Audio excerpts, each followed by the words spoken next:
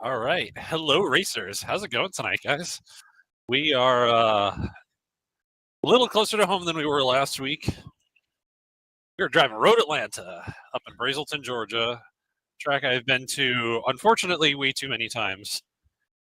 Not as close to Sebring, but, still on our neck of the woods, within a day's drive, which is pretty close in racing terms. So, back in the Mercedes AMG GT3.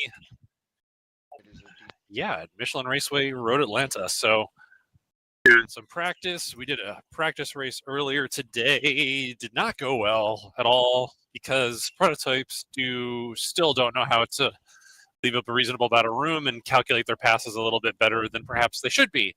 So we're hoping that tonight's race goes a little bit cleaner than that.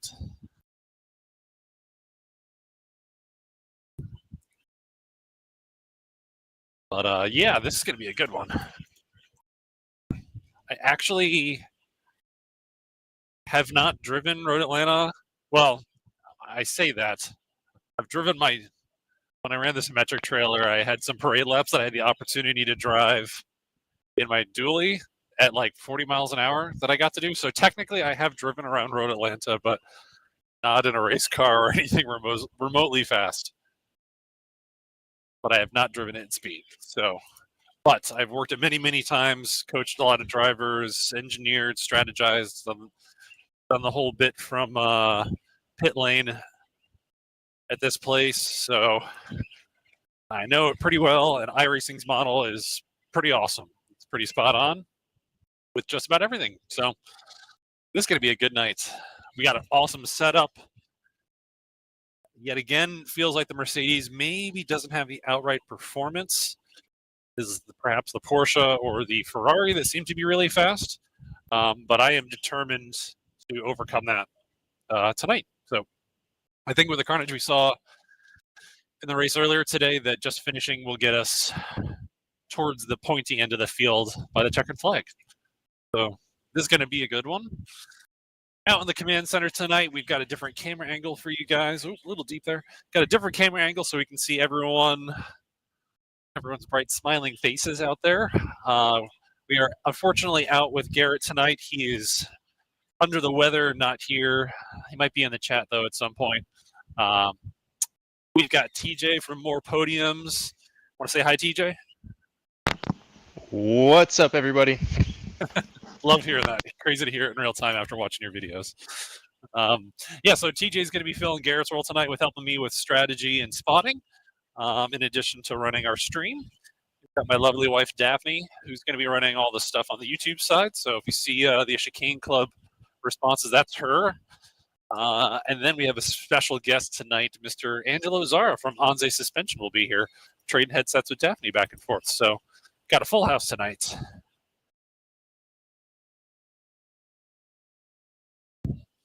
Before that, we're going to do a bit of practice. We've got a really good setup. I've been going back and forth on one really small change that I might actually go back on that before we start the race. Car seems to cooperate really well at almost every single corner here. I really don't have I don't have a solid area that I want it to do something better at, if I'm being totally honest. It just does everything kind of great. The ultimate weakness is the nut behind the steering wheel, which is this guy right here. So we're going to work on him a little bit, as always.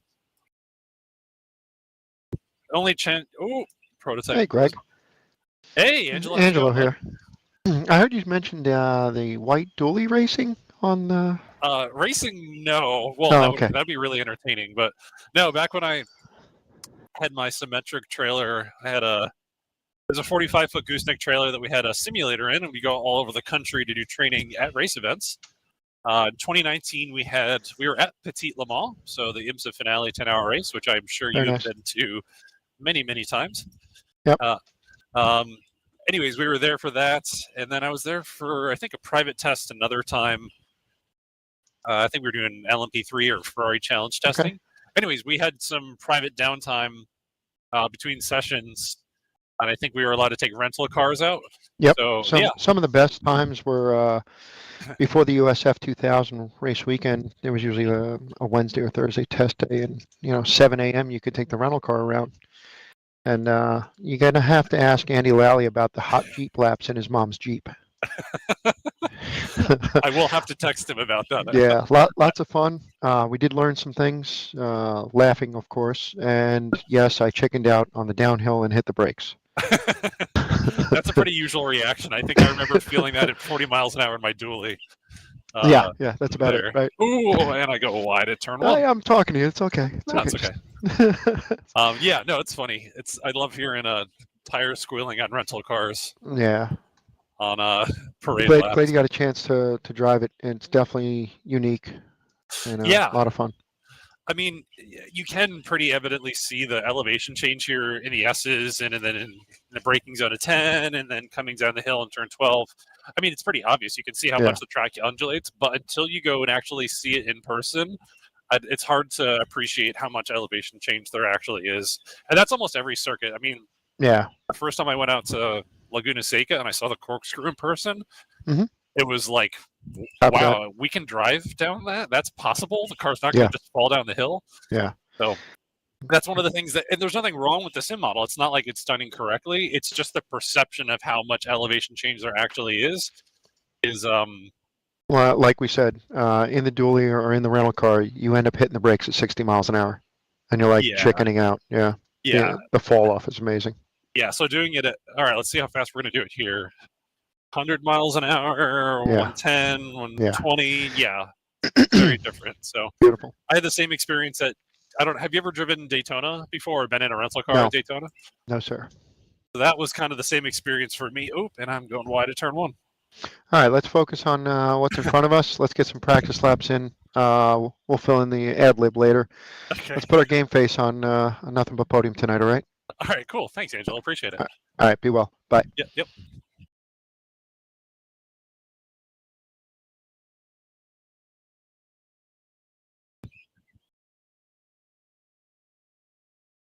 So for the rest of you guys, I'll finish that story.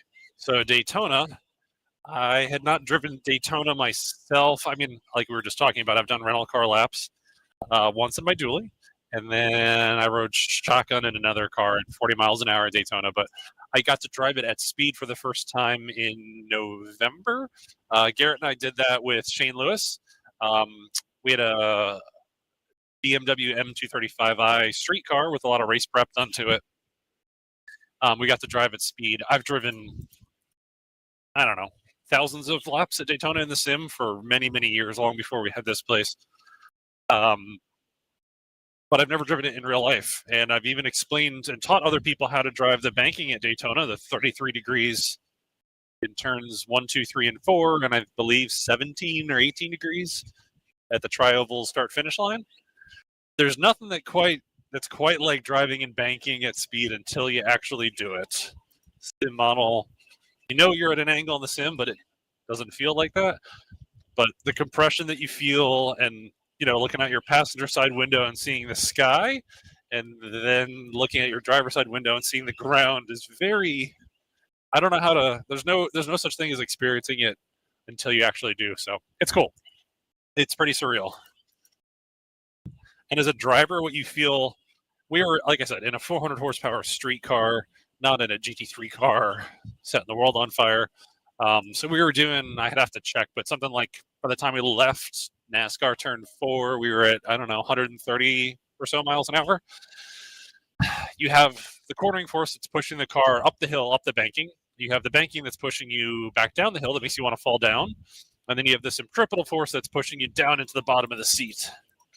This E2 almost takes my nose off.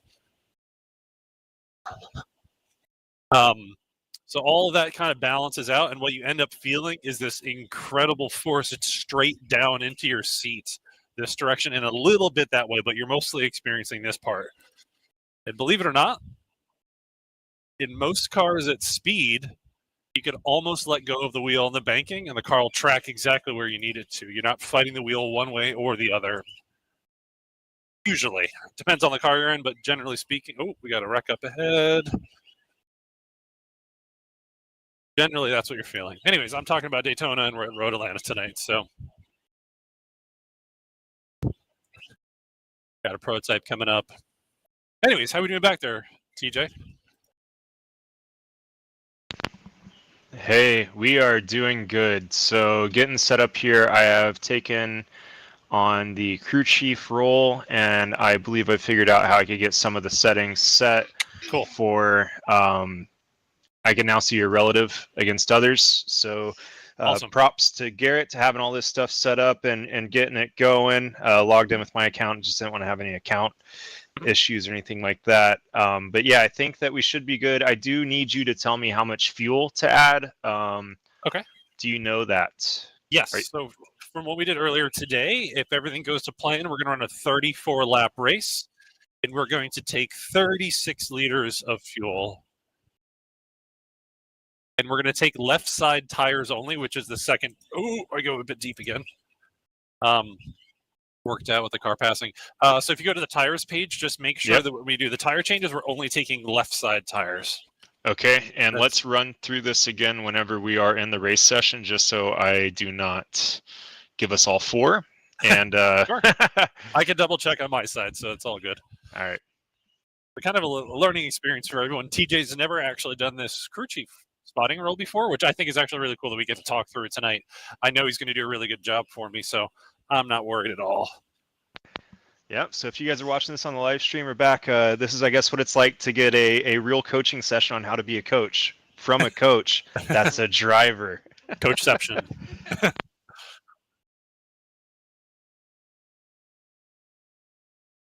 Yes. All right. So I got your fuel. I could see your estimated laps remaining now. I could see begin fueling and add fuel. So that's got that back here on the spotter screen. And I'm going to have your relative. So right now you have nobody on your relative radar, but you're going to pass Jeff. The flying lizard car. Yeah. So All the right. other thing we need to keep in mind that I can see it right in front of me, so it's a pretty easy decision to be made. But if we're going to be taking 36 liters of fuel, I want to be able to take all of that and not be stuck short. So I can only take that much fuel when I have that much room available in the tank of the car. So the way this session is run, the rules for the series are that I can only take 50. I can only maximum hold 53 liters at a time. So the math works out that when I have 17 liters or less, which I can see in real time right in front of me, then I can take that 36 liters of fuel. So it's going to be about 30 minutes into the race. That doesn't make sense. Don't worry. I'm managing all that myself.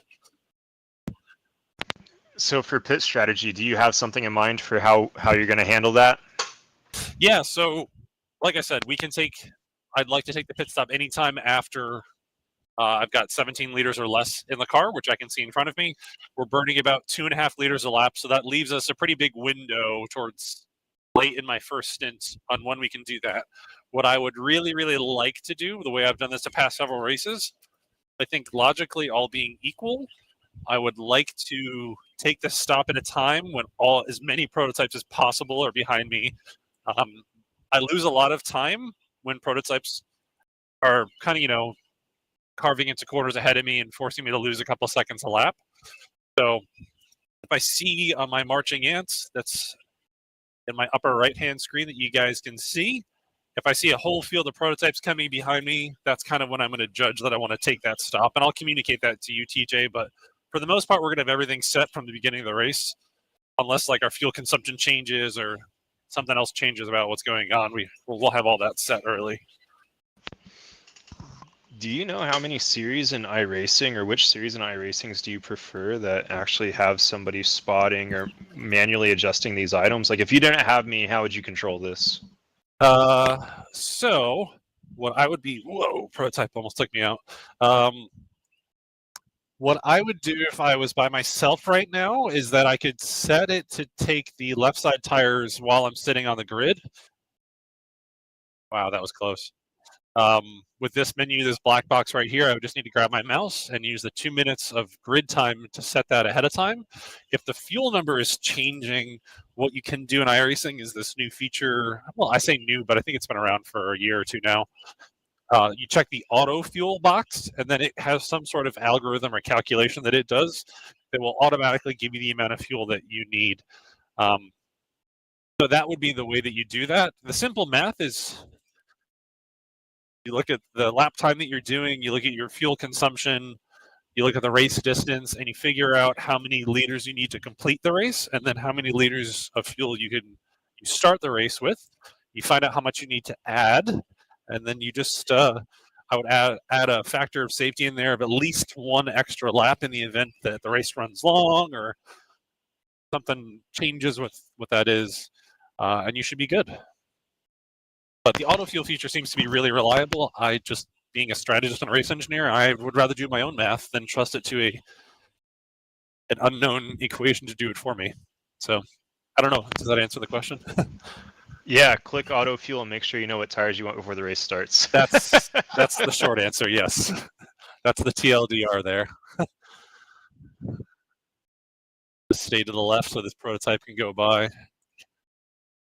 Let him go. Let's do a practice stop this lap, if you don't mind, TJ. I think we already have everything set. So what's crazy here at this track, I don't know if you've ever done a pit stop here at speed. This pit entry is insane at speed. You have to charge through all of this. So that you have to actually like drive like racetrack because the line is pretty late after it. So, and I almost got taken out in the race earlier today because someone was trying to go down the inside when I was trying to enter pit lane. So we're gonna have to communicate with the body language of the car early that I'm going towards the pits. So taking tires, and I know we can't take a full load. It'll just max out what our fuel load is. Okay, and what I'm seeing right now is I'm actually watching on my screen where it's having the replace is going away, and is 165 kPa. Does that sound right? Oh, you're burning out. Yeah, that was on me. Yeah, so the pressures are automatically set. I have that set. I wish there was a way in iRacing. iRacing, if you're listening, I've got feedback. So I do my fuel consumption numbers. I've always done them this way, and nearly all measurements that we do on race cars are in metric, except for weights, generally speaking, and tire pressures. Everything else is in metric. I don't know if Angelo has perspective as to why. Maybe he actually has some good insight as to why. That's the thing. It's just convention. There's no insight on that whatsoever. Yeah, us Americans can't figure out how to measure things. KPA, correctly. huh? What's that? Tire pressure? Yeah, so in iRacing, it forces you to either do all of your units in English units or all in metric. And in reality, in America, we do a little bit of both. Mostly metric and a little bit of English.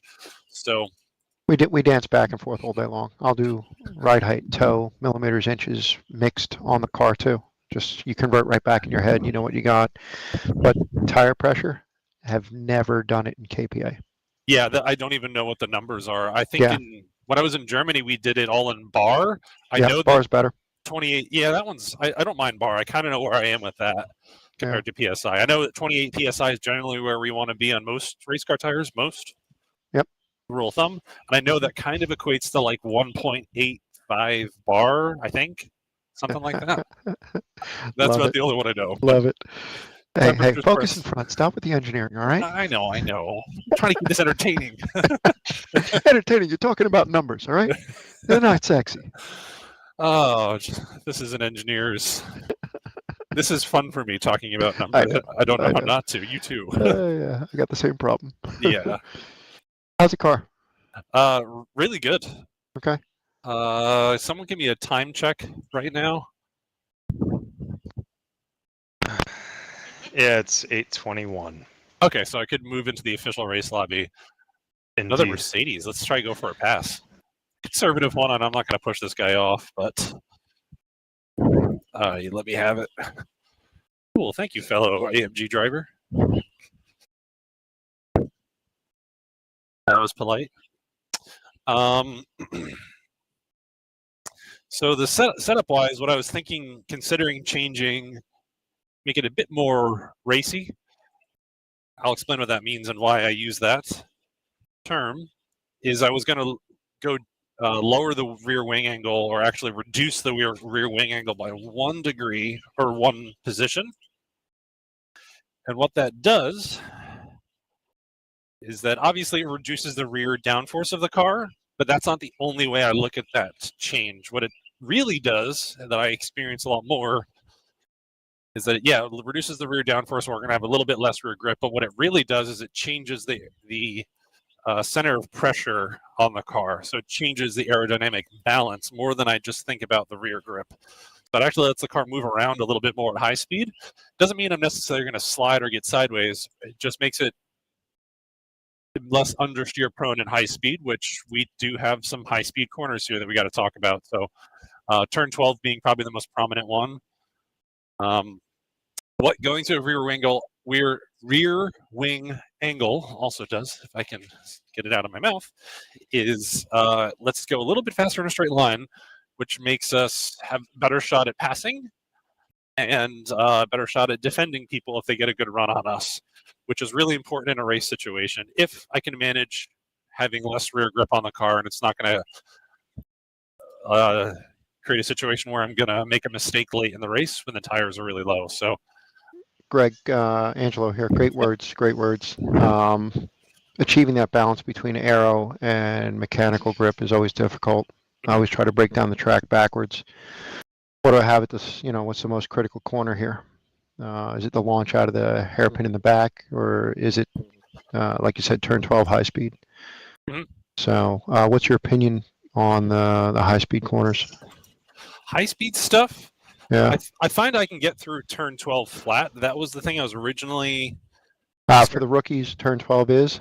The final corner going down the hill. There's a lot of time to be gained by being able to do that flat. Originally, yesterday when I was coming up with the setup, I didn't think I could do it flat, but I changed my line and I found a way to do it even late in the race. So you also have a lot of compression there, so you're going to build a lot more mechanical grip just being squashed into the ground. Same thing with the uphill going into turn 1. Yes, turn 1 is the other big place. I don't have too much understeer, but I kind of wish it would rotate a little bit better in that, which is why I've been playing around with the idea of changing that rear wing. Yeah, like you said, I think you hit it spot on. Pull as much wing out as you can until you get brave enough, so to speak. Yeah. It's definitely going to help you on passing.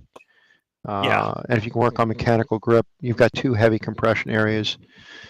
The arrows could be a crutch, if you will, in those areas. It's not like a flat, deadpan, high speed, 5th gear, flat out, and it's pure aero. Mm-hmm. So good words, good words. Yeah, I'm thinking what I'll do is a compromise. I think what I noticed yesterday is when I went, where it's technically at wing angle 5 and then 4 is the next position down. Mm-hmm. At wing angle 4, it was really good for the first few laps, and then the tires start going away, especially if I burn the rears off. Got it. Which getting out of turn 7 here, I tend to do a little bit. Gotta go. So late in the race, I'm a bit concerned that it's going to get really sketchy, and I may just throw the race away, making a mistake.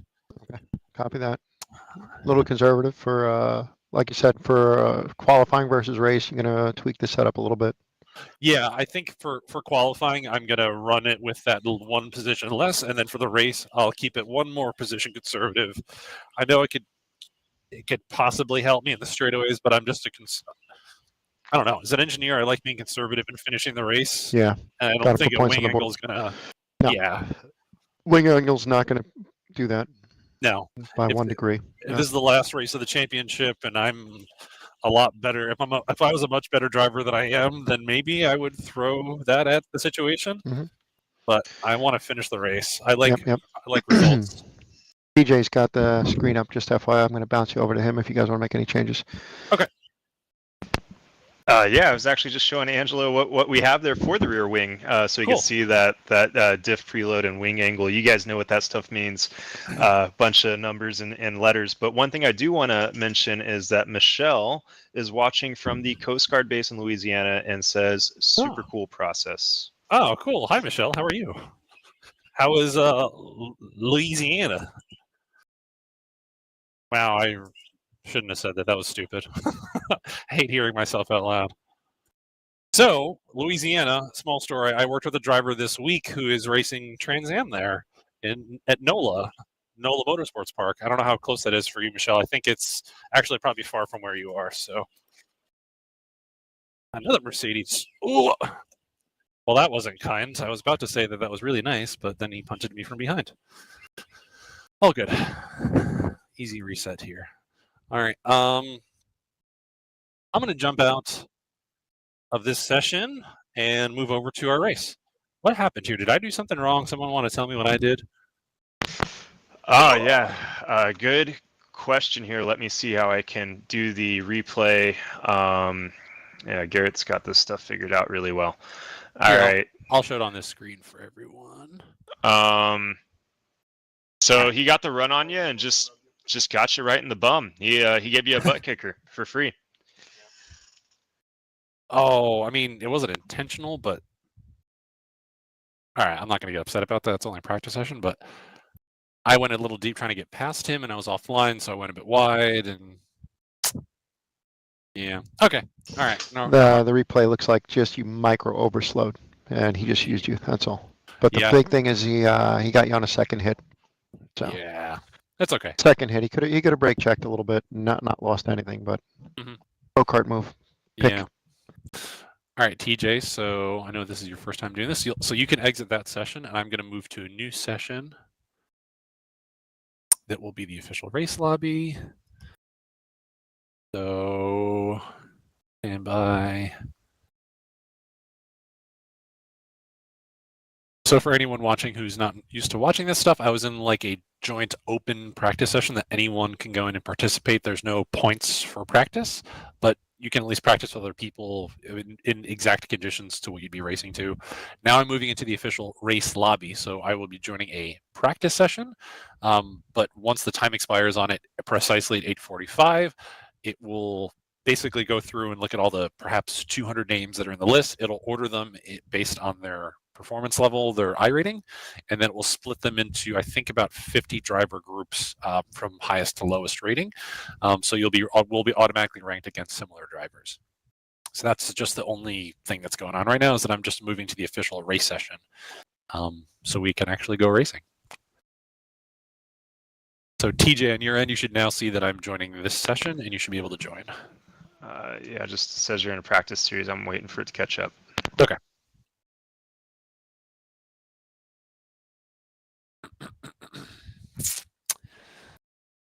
So for anyone, if this is your first time watching our live stream, well, firstly, welcome and thank you for joining us. I come to you from the Chicane Club in Jupiter, Florida. So we're about half a mile from the ocean, or the intercoastal right now, north end of Palm Beach County. We are South Florida's elite sim racing social club. So I come from one of our two simulators that we have here. These are fully loaded CXC Motion Pro 2 sims with a bunch of custom options checked. The other one is right to my right on the other side of my right screen. It is totally identical to this one, except for the fact that that one's got blue seatbelts and this one has red.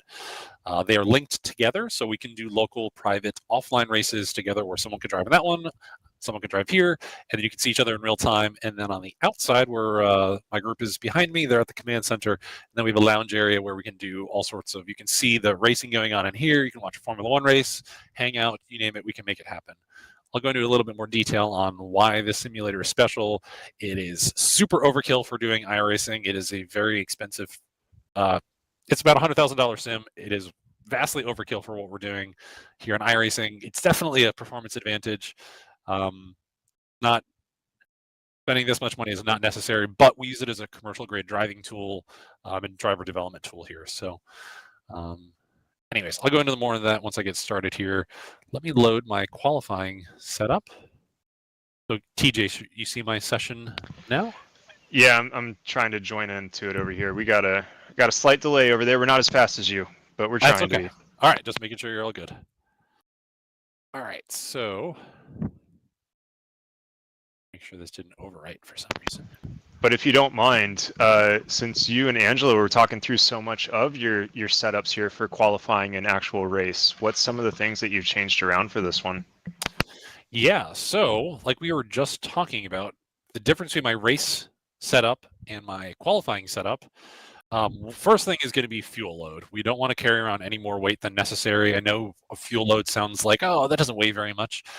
It weighs enough to take a second off my lap time between a full race load and a qualifying load. We only need, what did I do here?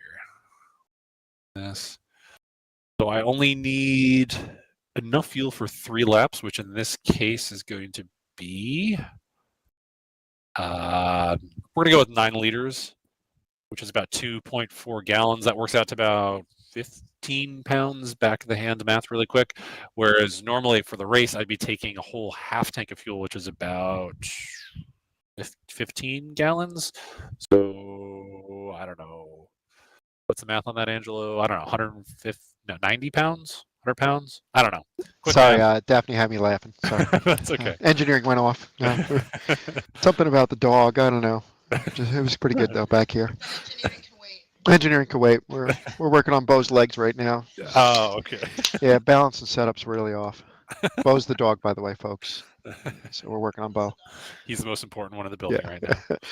All right. So what do we got? Qualifying. You were talking 9 liters. So I'm only taking 9 liters for qualifying, where I normally take 53, and I was just trying to do the back of my hand math on how much that weight difference is, but it's enough that it adds up to about a second of lap time.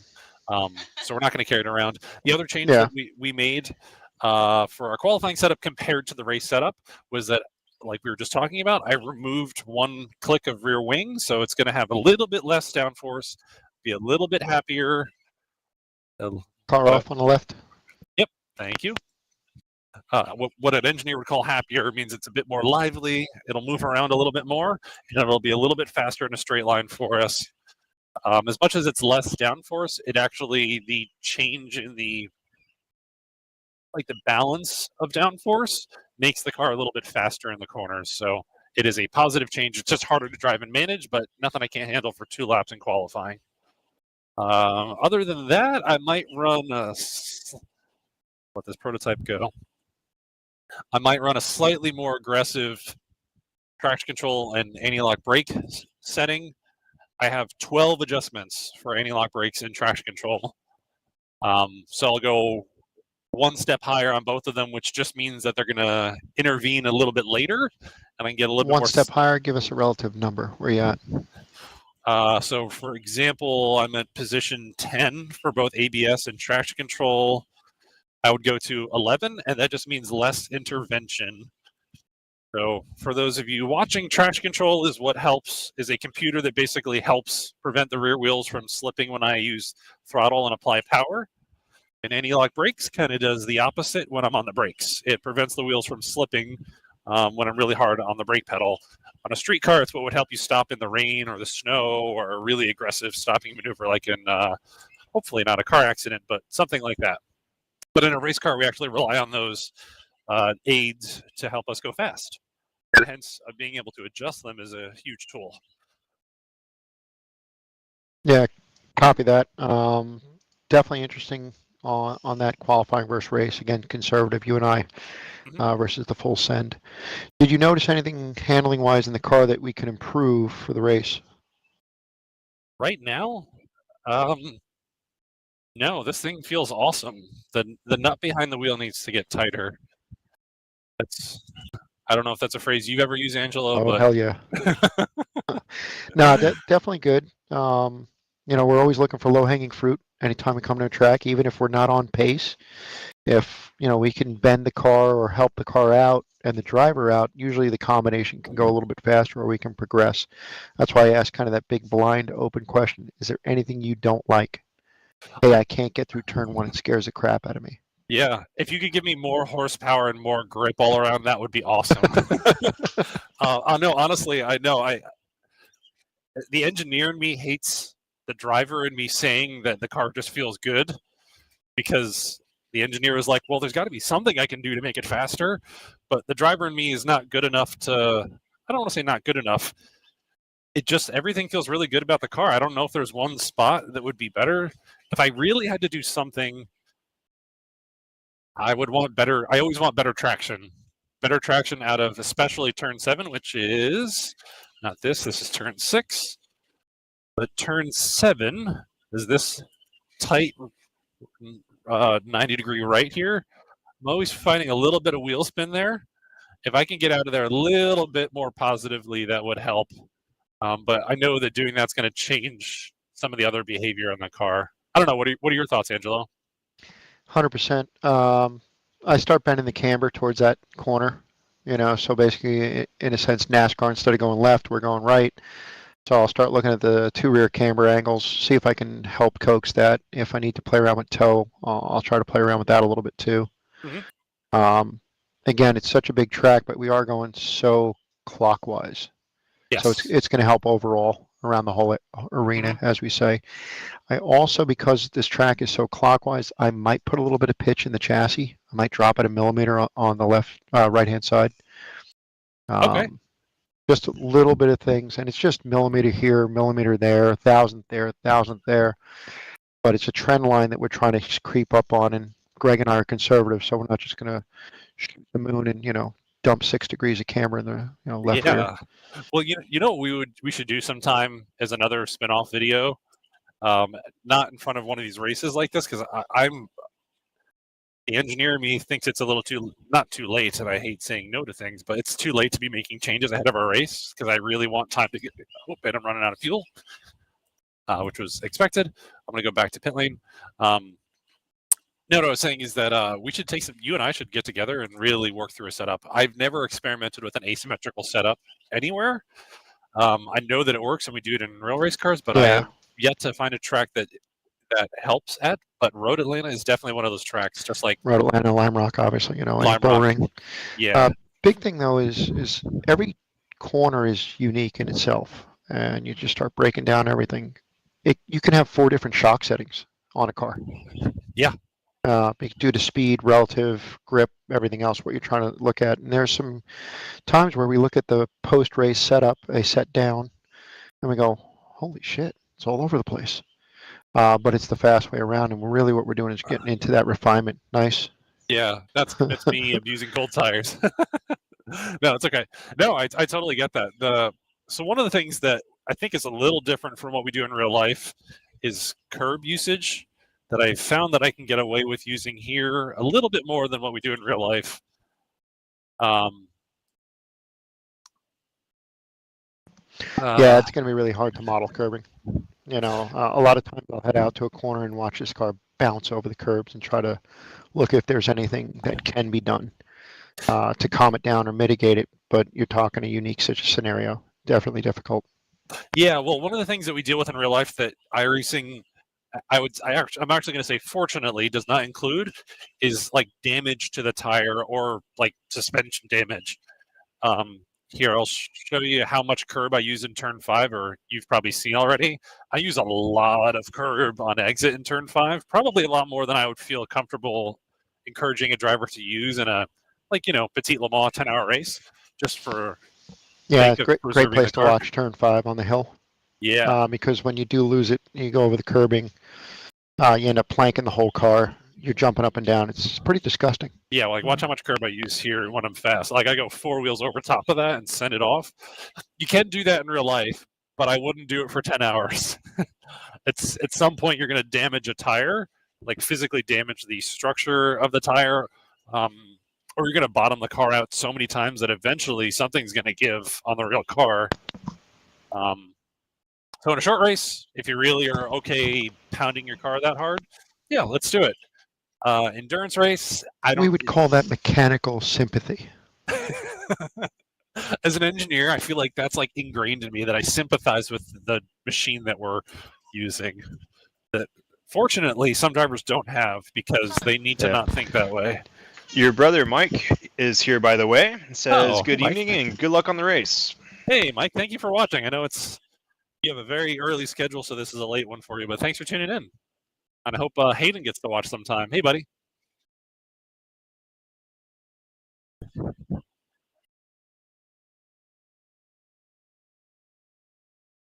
Also, a friendly reminder for you, Mr. Greg, you're 4 minutes out from race session starting, and also don't forget to be sure to hit that like and subscribe button, and also post it in your chat there, sir. Yeah, will do. Thank you. All right, this is my second of qualifying run, and then I'll stop before the race.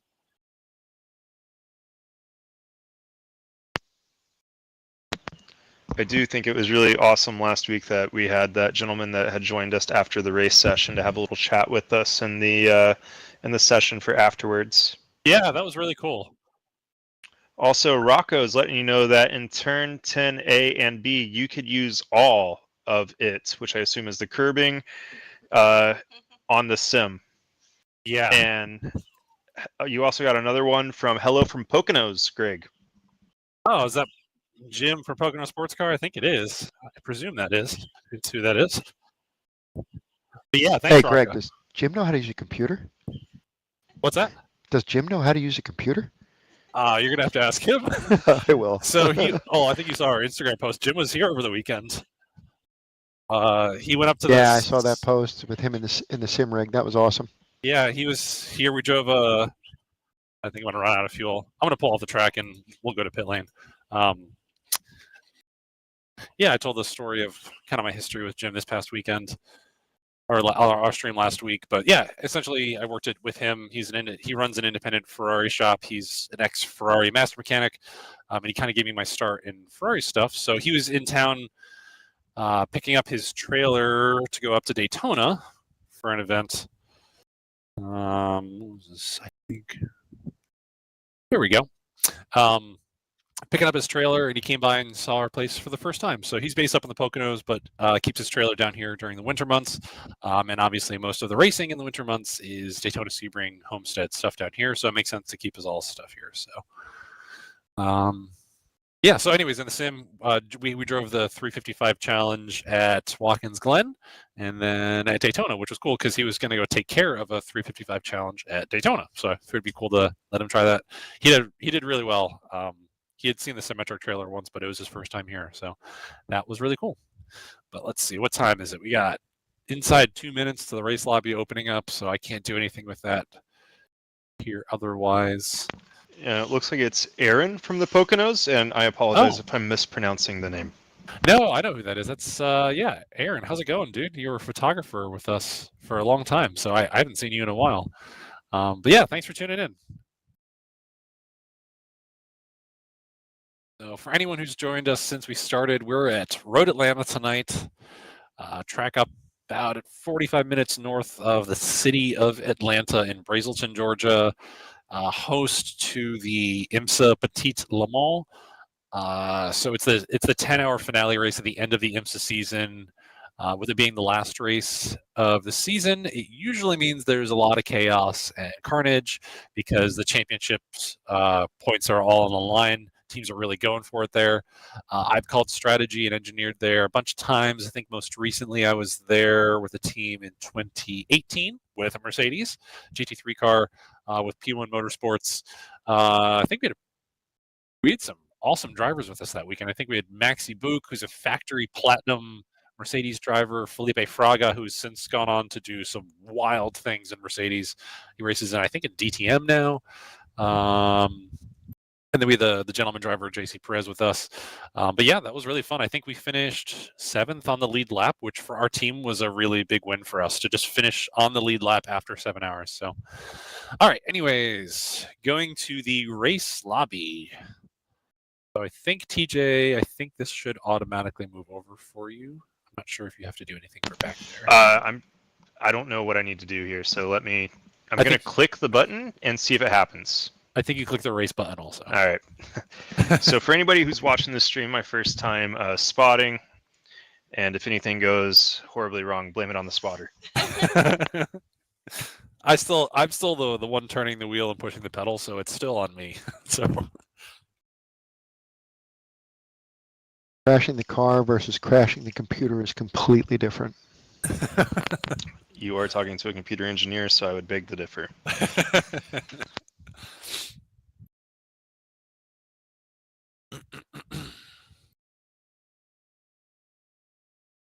All right, so we're just officially moving into our race group, which is going to be all the equally rated drivers across all 3 classes. We're going to see pretty soon here what split we are in. Usually I like being in the top split because it means we're with the best drivers, but it also means I'm probably not going to finish as well as if I was in a lower split. So we'll find out here pretty quickly. All right, so we've got a brief practice session here that's only got about 80 seconds left in it. I like to use this session to just load in and see where my pit stall is. And I can usually see what other drivers' ratings are. It looks like we're probably not in the top split tonight. We're probably in the second or third, which is honestly okay. Just hoping we don't have carnage like we did last time. All right, and we're about the middle of pit lane. So that'll be good to know when I come in for my pit stop. All right, and Greg, I see that it's at add 0 liters. Will that change whenever the race starts? Yes, it should. Yeah, there's no one has even registered a lap time yet, so.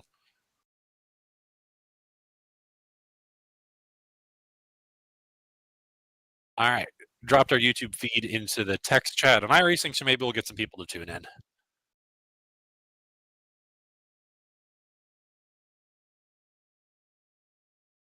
All right. Like a mixed group tonight. Looks like it's going to be an even split of prototypes and GT cars. So again, for anyone watching, if this is your first time, this is a 45-minute race. We are going to have to, everyone has to do at least one pit stop. And we are in the GT3 class, which is all GT cars, cars that are based on street cars. There are 2 other classes that are what we call prototype classes. They're in much more advanced. You can see the blue and black car that's driving past me in pit lane right now. That is a prototype. That is one of the prototype classes called GTP, which is the top fastest class. They are hybrid cars made by multiple manufacturers, while the second prototype class is called LMP2. They are all the same car. And then the GT3 class is a number of different manufacturers. So there's multiple classes going on. We're all sharing the racetrack at the same time. I know that sounds crazy. It's like 3 games of football going on one football field. Yeah, that's how racing works, or at least this type of racing does. So it's really adds a very interesting element. It's kind of the format for a lot of endurance racing, so that we can have multiple races going on and multiple different kind of action points happening simultaneously. But anyways, now it's time to qualify. So I'm out on the track by myself. I have my qualifying setup loaded. I'm going to go out. I'm going to have 3 total laps. The first one is what we call an out lap, where I leave pit lane. I warm up the tires, and that'll do what we call 2 flyers, or 2 fast laps. The goal is to take the out lap to put as much heat into the tires as possible, so that when I do my 2 flyers, the tires are exactly where I want them to be. And then my fastest of those 2 laps will be used to determine where I start the race from. Also, good luck to Isaac, Team Diaz, that are in the same split as you and have said, hope you have a good race. Yeah, thanks. Same to you, Isaac. Which class is he in? Is he GT3 class?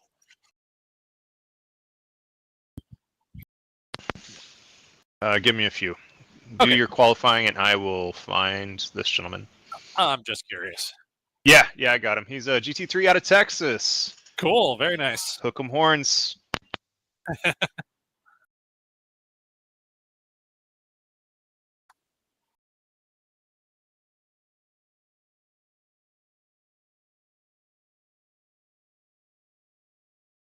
Unfortunately, with Road Atlanta, it's a relatively short track. I think it's correct me, Angelo, here. I think it's like, what, 2.7 miles, 2.4, something like that. It's not long enough for me to put a lot of heat in the tires. So I'm going to have to do the best with what I got here. I've experimented with aggressive throttle and brake on the back straightaway. It doesn't really seem to make much of a difference, so I'm just going to go for it here. Greg, that's a great instinct. I was sitting back here from command, and I'm like, 1 lap to get them hot. In reality, never going to happen. Never going to happen, yeah. So right. start pounding that tire. Let's go. Yeah, let's do it.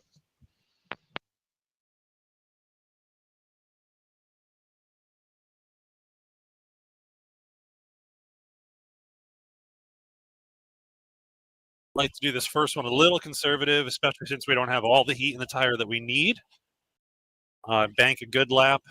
And then on the second one, if I get a good one on the first, I'll be a bit more aggressive and kind of, I won't say throw a Hail Mary, but I give it everything I've got.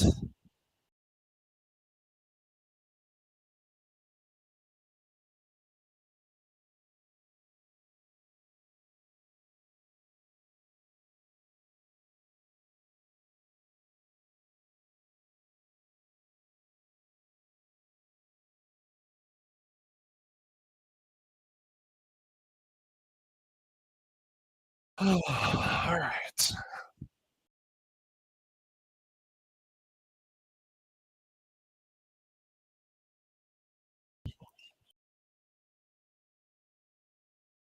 Could have done a slightly better job on 10A there, but we'll get it on this next one.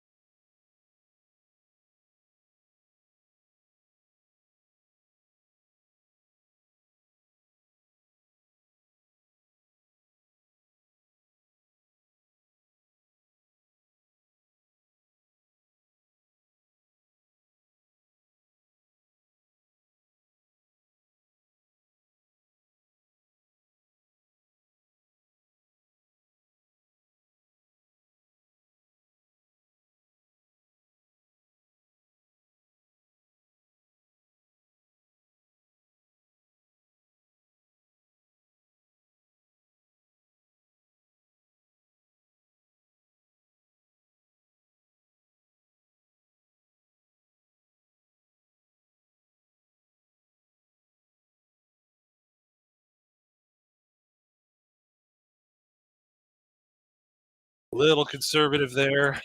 Could have done a little better, but not leaving much on the table. Whew. I think that's my best ever lap. All right. Third, at only 0.3 off pole. All right. Well, I'm going to take that. Nice job, Greg. Nice job. Yeah. Yeah, you were a little conservative on the 10A, 10B. Yeah. Probably could have picked up a little bit there Mhm. if you need to full send one. Yeah, I think I could have got a little bit deeper and it would have worked out nicely. I decided to make a last second bias adjustment a little bit towards the rear so it would rotate a little bit better.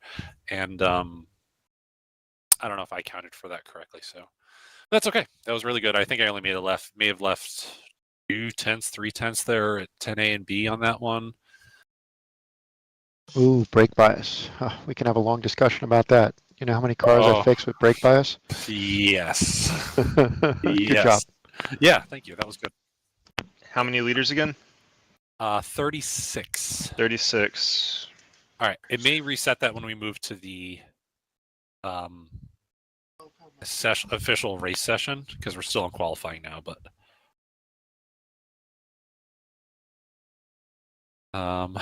yeah, well, I got a second here before we get started with the race. If you guys are if anyone lives locally in West Palm Beach, we're hosting a really cool event next week ahead of Barrett-Jackson. So Thursday night on the 18th from 6 to 8:30. I think we posted a story on Instagram that we're going to be working with Craig from Flying Wheels. He's a very high-profile YouTube car vlogger. He's got almost 500,000 followers. Does a lot of really cool stuff. He's going to be around doing a lot of stuff at Barrett-Jackson next week, and we're hosting kind of a joint kickoff party for Barrett-Jackson. Based right here at the Chicane Club, doing a bunch of stuff out front. We're going to have food, music, you name it. It's all going to be really cool. So yeah, if you'd like to come out for that, it's free admission to come in and see things. If you'd like to drive, we're charging $50 to come and drive for members and non-members here. Go to our Instagram story. You can see the Eventbrite link. Click on that in RSVP, and we'd be glad to have you here. All right, we got about 30 seconds before we get going here. So what's the over/under on my heart rate tonight, guys? I think you may have learned your lesson that I don't run as high as I think you guys maybe are expecting. Yeah, you need to get those numbers up. Those are rookie numbers. I know what movie that is that you're referencing.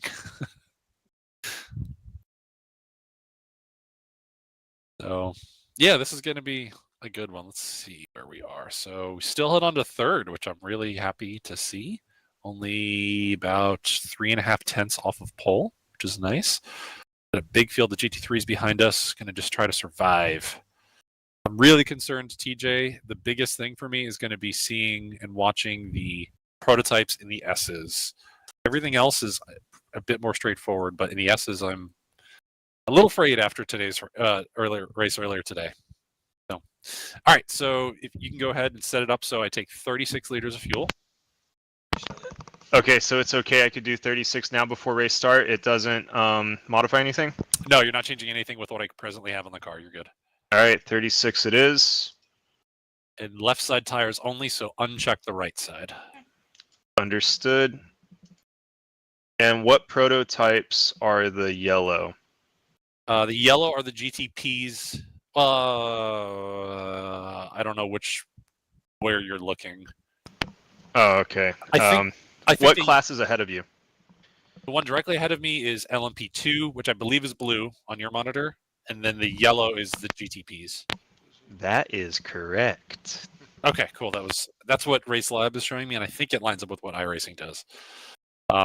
Ultimately, I just need to know that they're a prototype because they're all faster than me.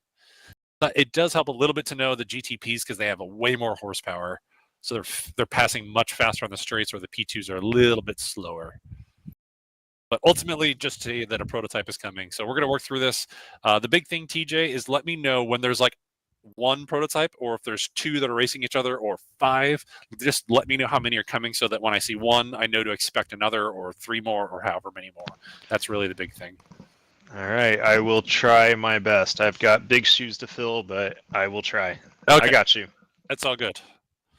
I can see what's going on too. It's ultimately my job to manage everything. I've got mirrors and cameras and everything everywhere, but it just helps visually to kind of just know ahead of time what's coming. If we wreck out, we're going to wreck out. I hope that doesn't happen. No one's getting hurt. There's no crash bills. Try my best to avoid that and survive, but you know, at some point, it's going to happen. So, all right.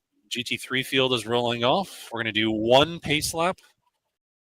That we go nice and slow. I found for tire degradation, it makes a bit more sense to drive really conservatively on the pace lap and put heat in right at the very end rather than put all this heat in, because you just burn all the grip off on your pace lap and that doesn't help anything.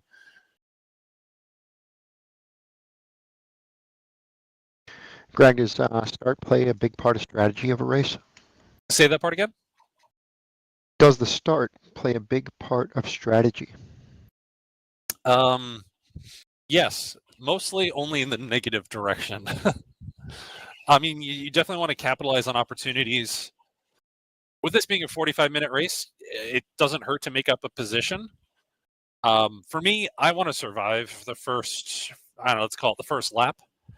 That's the most likely single spot in the race for stuff to go wrong, so I played a little conservative. You can't win the race in the first corner, but you can lose it. Yeah, by getting knocked out or taking somebody else out. So great on the math, great thinking. Conservative start. We'll do the best we can from the back here. Looking at you, making sure you get a good roll off. But you got 45 minutes. Just good, consistent laps the whole way. Yep. And the thing for you, TJ, I know you've seen these before. What happens is that the GTP field, the front group, they start at the traditional starting spot when the safety car pulls off. But we also go green at the same time that they do. So we will probably be coming to 10A when they go green. I'm going to be watching. I can see the marching ants. I know exactly where they are. And my goal is to just stay on top of this Porsche from basically this point out here. Do you get a green flag? It will display green lights on my screen in front of me, but we're usually already boogieing before that. Copy that. Yeah, so really any second now we're going to go racing. So as soon as this Porsche punches, I'm going. There we go. We're racing. Porsche's got the inside line. I don't really have much of a choice. Just don't want to leave the door open for anyone behind. All right, we're racing. Just on cold tires, so I got to take it a little easy at the start here. All right.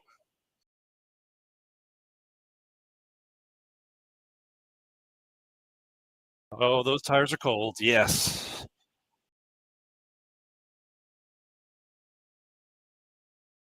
Looking good so far. Ooh, a little too much curb.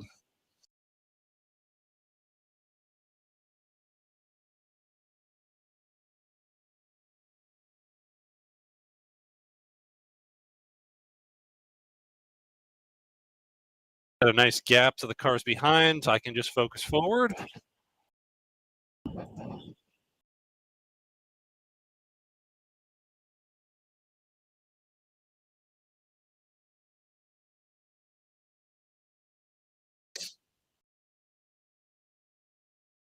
I see our buddy Isaac is 2 cars back in a Mercedes. I'm not the only one in the Mercedes.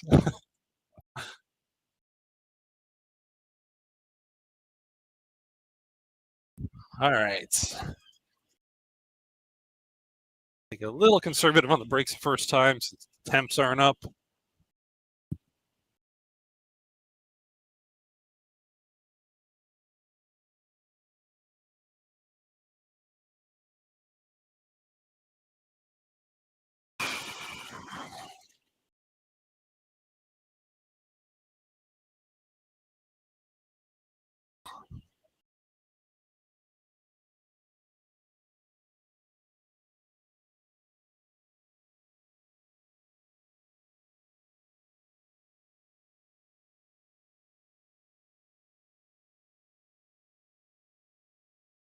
The other thing of note for you, TJ, I believe we're on a US server. This time of the night, we're usually on a US server, so there's not much of a delay that, from what you're watching to what's actually happening, probably well less than a second.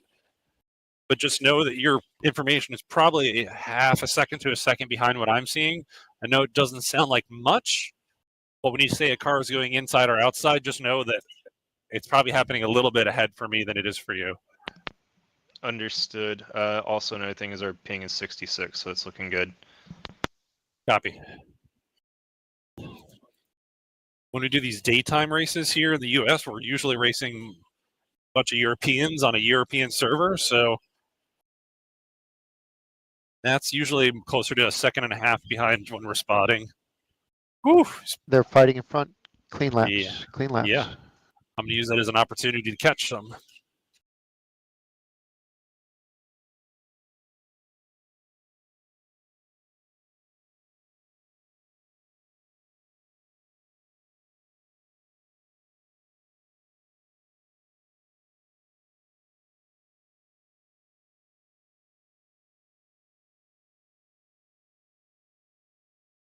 Whoa, a bit wide. All right, looks like the first group of prototypes is catching the back of the GT3 field. We're probably about a lap away from traffic.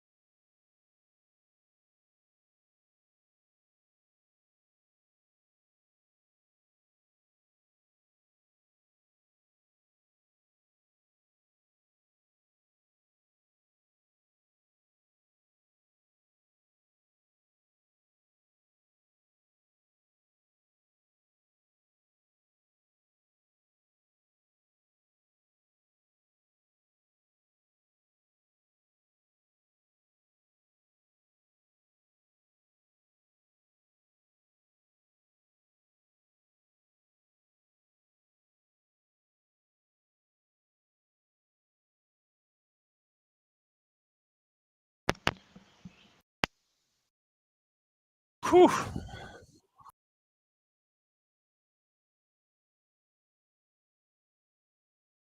right, looks like we got prototypes just a couple seconds back now.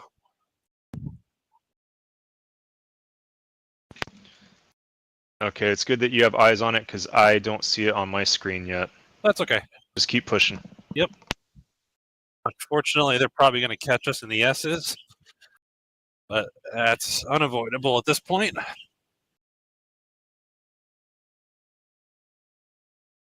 Not before turn 1, though. All right, so you got Stan 1 second out, GT. Okay.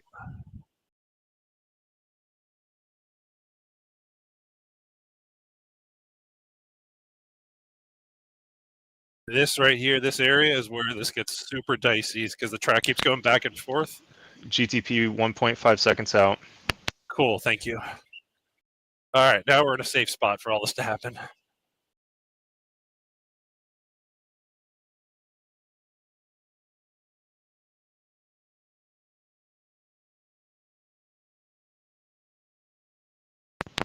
GTP 1 second out. Yep.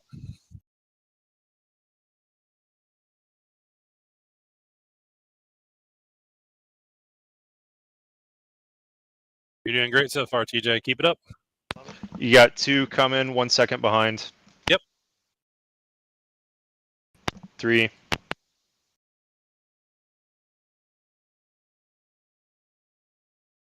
Good on the 3. I should have lifted in the braking zone. You got 1 half a second out. Yep.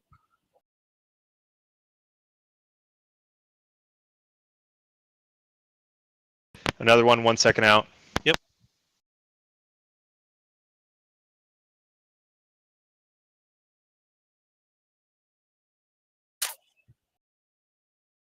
What is this guy doing? I got another 1 quick. Wow, okay. Not you, TJ. That was just a bold move by the prototype. I think All right. I need a Valium. I'm already stressed out. Yeah.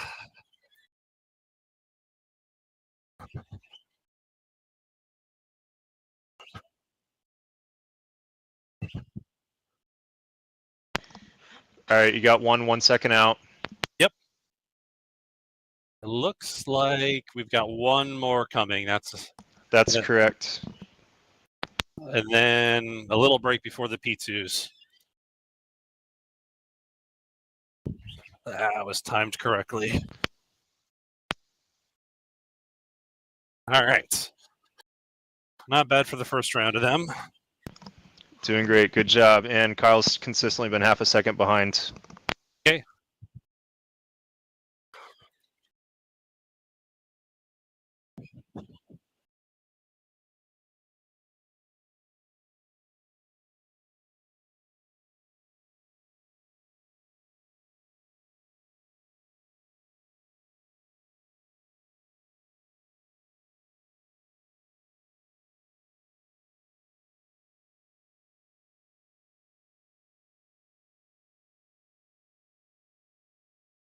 P2s are coming up. That's correct. 1 second out. Yep.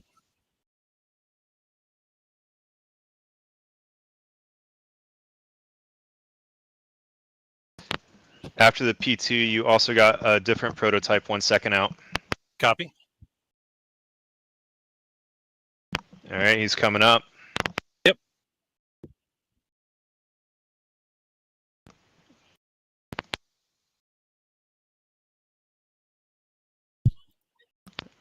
Okay, GTP 1 second away. Okay.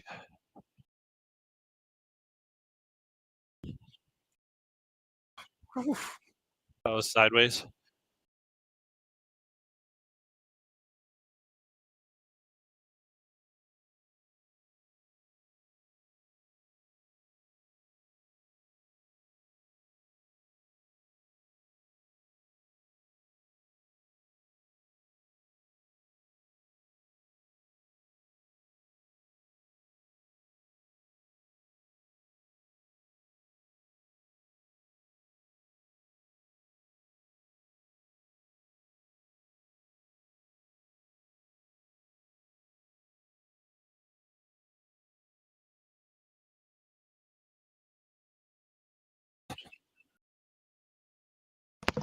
All right, you got another prototype 1 second out.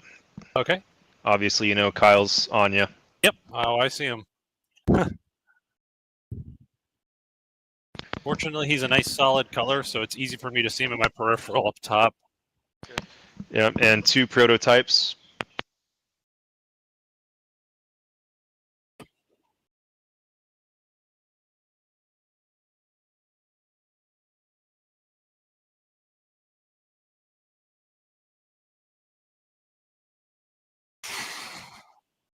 Getting sideways there in 12. 3 prototypes incoming. Yeah. Oh, my 4. sweet. I don't know. Wow, that was pretty crazy. Keep it clean. You got it. You got one more coming up. That was pretty insane.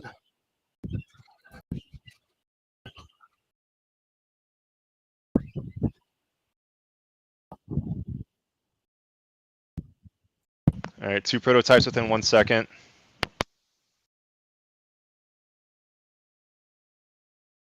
Doesn't want to go at 7. All right, I'll take it. Oh. You got 2 prototypes within 1 second. You got it, and this also put Kyle a second out, so good job. All right, cool. Nobody else within 5 seconds of you guys. Cool.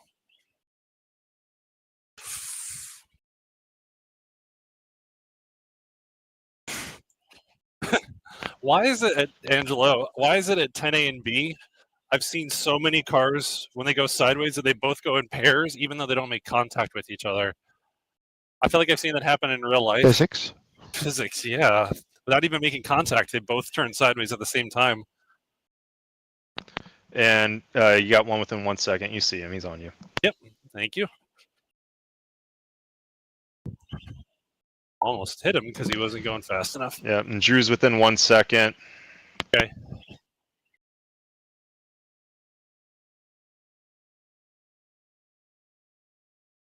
I don't know where he came from.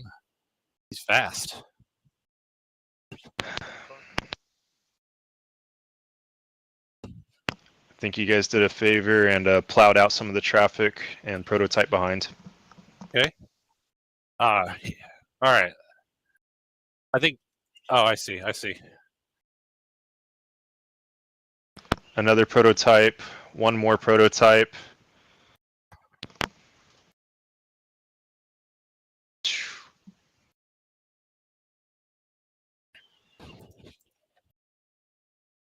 Now, whoa. I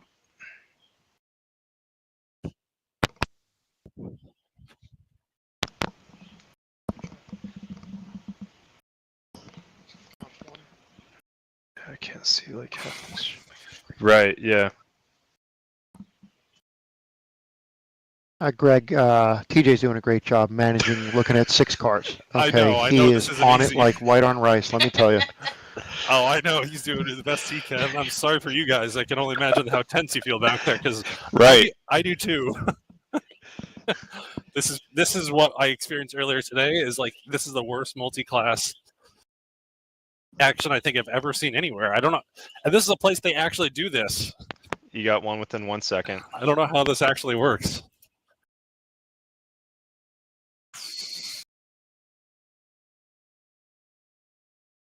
Meyer Shank Acura. Shout out to Colin Brown. That was the car he was in last year. Friend of the Chicane Club. And now IndyCar driver. Just super cool. Oh. Of course, you follow his dad in the engineering, right? Oh, yes. Okay, just checking. Yeah, Jeff's awesome. He's one of the best in the biz. And you got 1 second out. And he's an expert coffee roaster, too. Angela, I don't know if you've ever had his coffee, but he roasts some of the best single batch I've ever had. You got 3 prototypes. One just passed.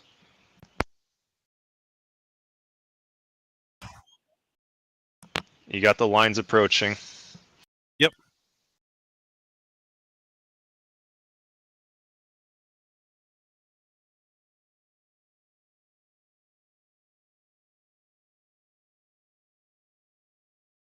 All right, good management, and yes, that coffee was delicious. Thank you guys for that present. Yeah, Mesa Vista coffee. And thank you, Jeff. We actually need to order some more here soon. Oh, no. Induced a push there. That was on me. Our buddy Isaac's still 3 spots back, just a couple seconds back there. This is a tight group of guys right now. Some good racing. We just got to keep it clean. Prototypes are not making that easy.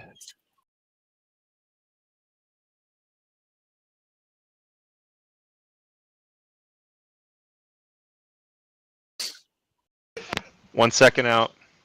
Okay.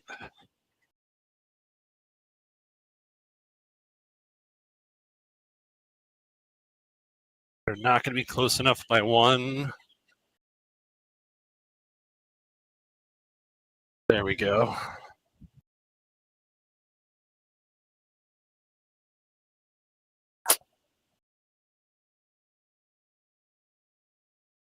Another GTP approaching.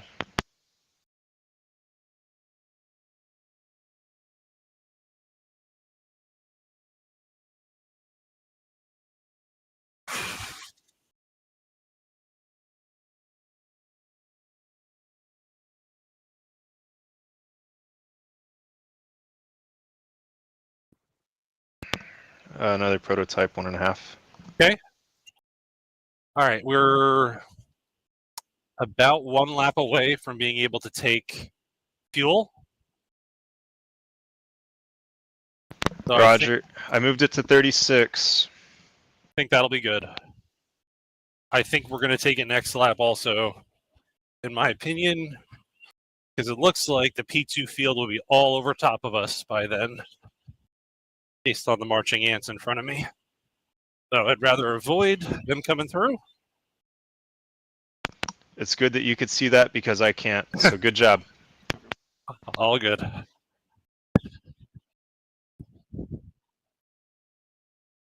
And just confirming left side tires only. Verified. Thank you.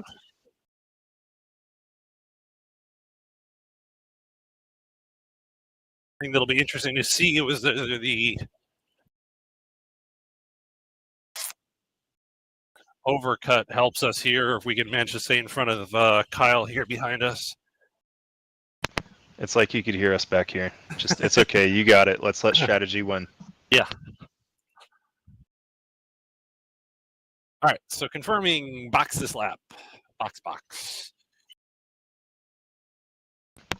And in the words of Toto, box.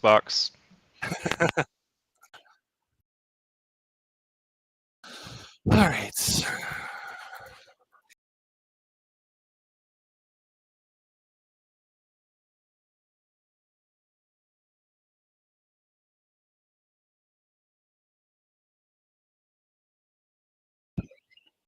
A little bit of contact with the wall.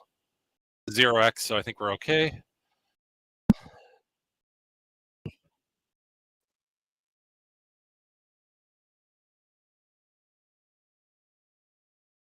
All right.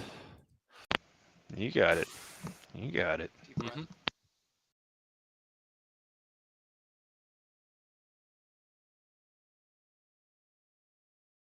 Let's go. Shake and bake. Slingshot engaged. All right. We're about halfway through this thing. Almost halfway. All right, you're gonna have a pack coming out. Yeah, I see that. You got one more. I don't know what he thought was going on there. 5 seconds out. 4 seconds out. You do not have a rear bumper. And the car's broken.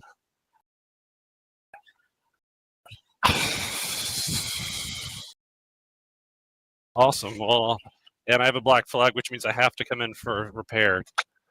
Well, gosh darn it.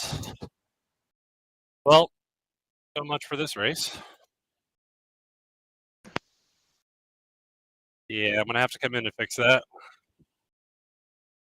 I don't know. Maybe I should have stayed more off the line, but I'm still racing, so I don't know what he expected to happen there. I mean, I'll review that. I mean, maybe that's on me, but I think that was all fair from my side.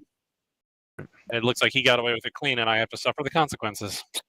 But such is racing, so it's all good. We'll regather here. You got 1 second out.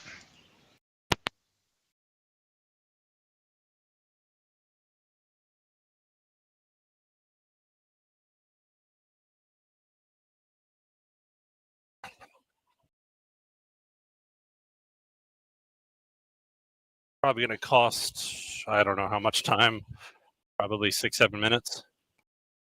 unfortunately. Well, that was a really good race going. Sorry, guys.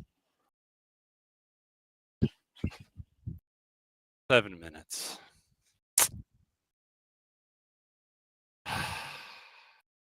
All right. Well, I guess we can take a break, a little bit of a break here.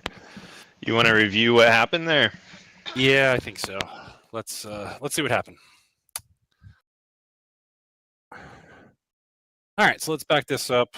I mean, shame on me if this was on me, but I like to think that I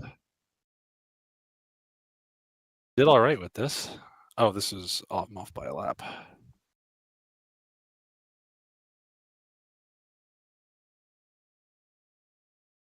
All right, here we go. Let's fast forward. All right, let's go to the chopper cam.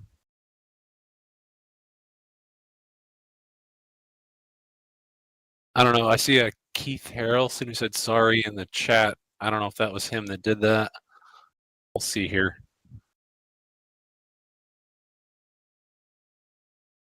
I mean, I let this first guy go, and then, you know, I think this is pretty safely mine, and yeah. No, this is driver. I mean, I don't know. What's your take on that, guys? What did I do here? Is this on me? I'm going to call a little bit of racing incident. I think Yeah. situational awareness. You didn't have the LMP in your eyesight. Probably could have given him a little more room. You were coming out on cold tires. I know you're diving for the apex, but he was hot. Yeah, I very much get that side of it. I saw him coming, and I thought he was far enough back, and I made it pretty clear that I was on track to take it, and maybe he just didn't have enough time to woe it up in time to change his course. So I think I agree. I see both sides of this one. I'm going to call that a racing incident. Unfortunately, it looks like he got away. Well, not unfortunately. He got away with it fine, so he didn't wreck 2 races, but he was suffering the consequences of it. So, yeah, that's a tough one, you know. We're spotting for you, trying to help out as best we can without marching ants and everything else. Full situational awareness is tough around the whole track. And that's pretty natural, you know. You and I have been in it, and you're trying to spot the back end of the track. You're like, good luck. Yeah. So, no, I mean, I very much relate to it. So on the other side, let's watch his perspective. Oh, he was just committed and had nowhere to go. I mean, I'd like to think that as soon as he saw me cut across here, all right, now that I see you gave him no room. I gave him no room. That was. I'm going to put that on you. I'm gonna now watching this one. I'm gonna put that on me. That is on me.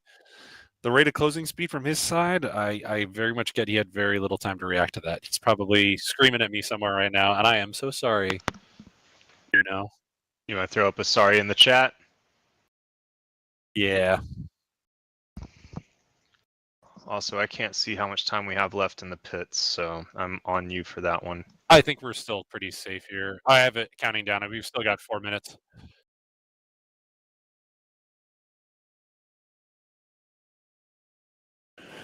So. All right, so if we're going to get out for a couple more laps, let's work on some things. It looks like the 2 leaders were turning it a little bit later into turn 1. TJ and I were just looking at it and just trying to figure out if we can see some spots where you can pick up some speed. I know the car may be damaged, but let's just think about some mental laps. Okay, got it. What else do you see? I feel like I've been a little inconsistent in the S's, and I feel like sometimes I maybe creep in or get a little jumpy on throttle coming out of turn 7. I think that's a little bit, maybe I'm being a little too harsh there, but I know how important turn 7 is. I can't afford that to happen. So, yeah, and I'll try to do a little bit later in turn 1. Yeah, I saw a little bit, like you said, inconsistency through the S's, but that's easy to be inconsistent. It's very scattered. The traffic is driving you bonkers. So forget about those laps. Looking back at qualifying, a little bit of line difference between the 2 guys that were ahead of you. You know, to pull P3 was nice. Maybe we can review the start of the race again, you and I. Yeah, for sure. I don't know. Maybe I could have been a little bit more aggressive. I just knew having the outside line into 10A made it tough, but maybe there's a position there. But those guys were bad fast anyway, so I don't know that I would have had much to say. But could have been some good racing. Oh, it looks like our buddy Kyle, who was following us, is right behind us now. Hi, Kyle. Hope you're having a great race, because I'm not. Is Kyle just in for pit? Yeah, that looks like his regular surface there. He has a little bit of damage on his left rear side as well, but looks like cosmetic only. Or we got just over 2 minutes until we can get going here. So for anyone watching, so what happens when we can do kind of a small amount of damage to the car from time to time that we can kind of get away with that doesn't really cost us anything. We can continue driving, but at a certain point, if we hit something hard enough, the way I did in turn 3 there, we can pick up enough damage where the car actually becomes very difficult to drive. It felt like because I was hitting the rear, it felt like the rear toe was off Angelo, so I was trying to catch the rear of the car, constantly trying to fight me. And what iRacing does is I actually saw that. You saw that? Yeah, I could see it just in this hit too. Yeah. So good job on iRacing to pick up damage in something like rear toe or broken toe link. Yeah. So we should have, by the time this required repair is done, we should have a fully mechanically operating car, maybe cosmetically a little bit damaged still, but the car will at least drive the way it's supposed to. So anyways, the way iRacing works is depending on what the damage is, it has some sort of internal calculation that, one, it forces you to come to pit lane with a black flag. If you don't, you get disqualified from the race, so you have to come to pit lane. So you come in right away, it calculates how much time it takes to repair, and then you just sit through it. Unfortunately, it usually will ruin your race. So like we've been sitting here for 7 minutes now, I have no shot at recovering however many laps I've lost here. I don't know, 5 laps at this point I'm probably down. Yeah, it looks like 5. But I still want to go out, finish a good race, try to pick up some championship points, and run our race. I will be a little bit more conservative with things. I really have very little chance of picking up any position, and I'm going to try to be as friendly as I can with letting prototypes by, but sometimes that leads to a little bit of trouble. You try to be too friendly, you give up a lot of time, prototypes don't know what's going on, or what to expect from you, and that's where more carnage can happen. So I'm going to try to run some good laps here, and just kind of be a little. Hey, Greg, so I got well said. But I do want to use this as a full-on race practice for car position. I do want to use this for race practice on LMP's passing and situational awareness. Okay. It's also going to work on TJ and I as far as us practicing on what we're seeing and what we're doing. So I appreciate it. Let's focus in front. Let's close out the last few minutes. You got it. Multiple prototypes within 4 seconds. Cool. At least I got a safe shot into turn 3 this time. We also have, I think it defaults, TJ, just so you know, it gave us 4 new tires, which is totally fine. I will take it. But we didn't take any more fuel, which we didn't need anyway. So we are all good. And here comes the prototype traffic. I'm going to get out of the way.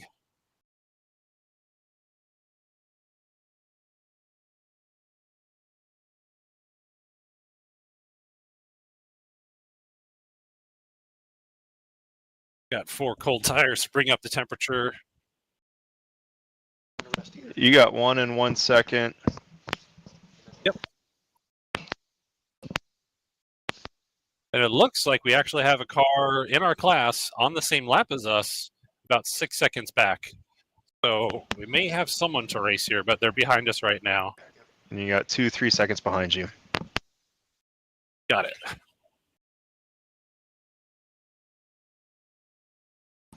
That is correct. You are on the same lap as Mr. Cole Gress. Got it. Take it a little easy into turn 1 this time. Tires are still a little cold.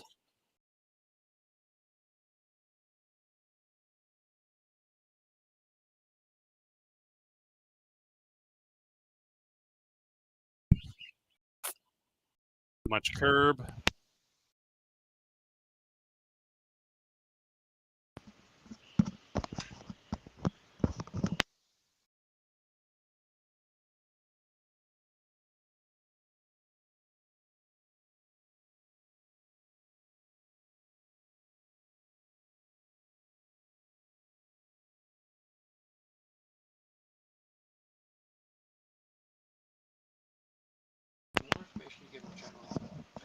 Two seconds out. Got it. I think that GT behind us that was on the same lap may have taken a pit stop or something. He's gone now.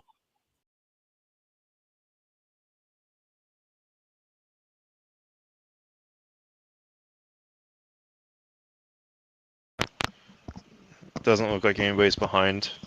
Yeah. All right, we're gonna run a race here. All right, let's try it a little bit later. Turn in for turn 1 here. Ooh, good call, Angelo. I like that. Picked up a Good man, tenth and a good half man. Go, too. go, go.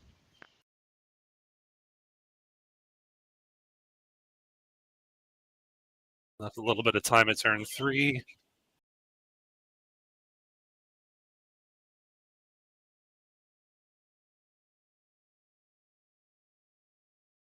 All right, And tires are alive now. 3 seconds out. Prototype 3 seconds out. Got it.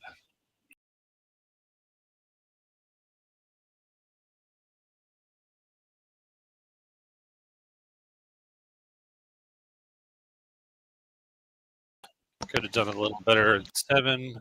You're actually on the same lap also as Vito Nicilio in front of you, so Okay. How far ahead is he? Hard to say. it doesn't register. Okay.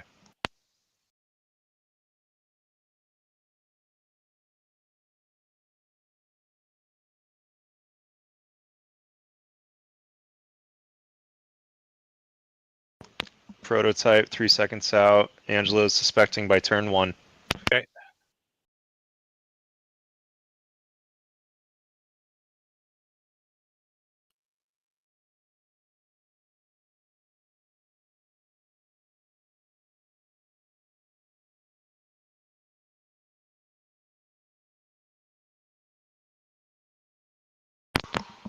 Prototype 4 seconds out.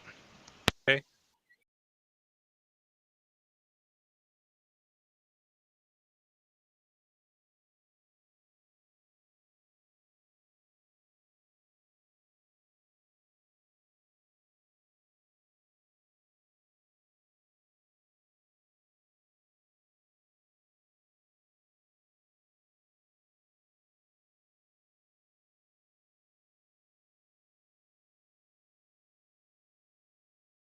Yeah. Prototype 2 seconds out. Okay.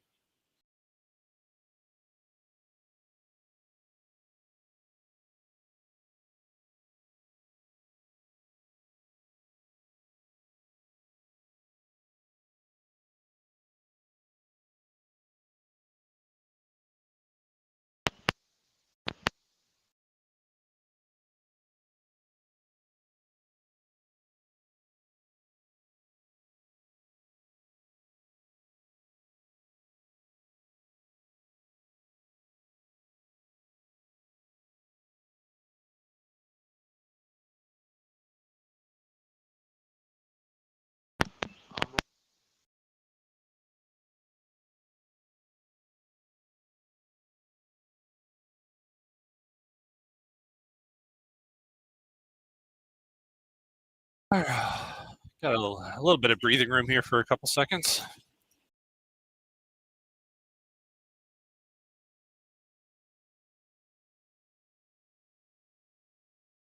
What I think would really help at turn 7, and I think they do this in real life for some race weekends, I believe, correct me if I'm wrong, Angelo, is that they put a pylon somewhere on the inside of turn 7 just as a reference to see. I find that it's like visually really hard to judge where 7 is until you're like totally on top of it. I've never seen that pylon. No? All right. 7? Maybe 7. Maybe I'm thinking of somewhere else. Maybe it's easier to see in real life. I mean, still on me to figure out where it is. I just feel like sometimes I feel like my inconsistency is because I can't judge where it is super accurately. 3 seconds out and 4 seconds out. You're going to have multiple coming up. Got it. Maybe I'm thinking of somewhere else.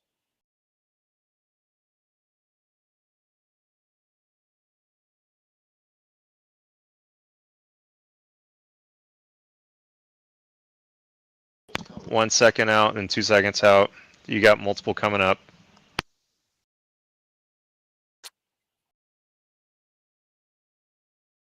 Okay. Next one's 2.5, and then there's a gap.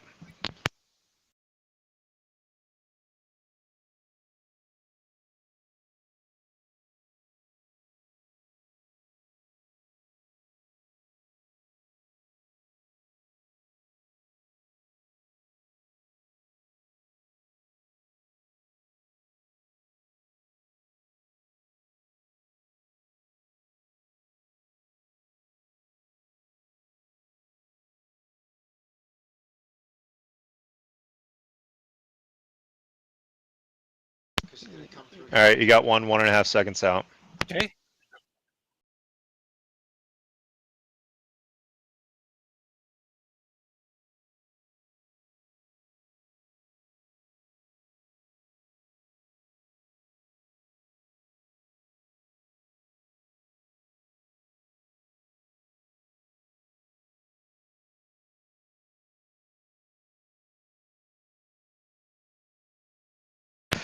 One second out. Okay.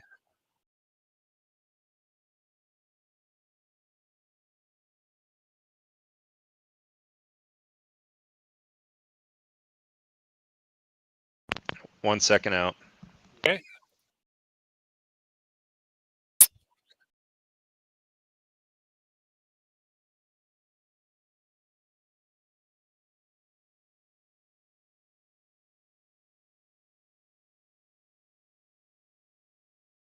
Oh. 3 seconds out. 4 seconds out. Okay. 2 of them.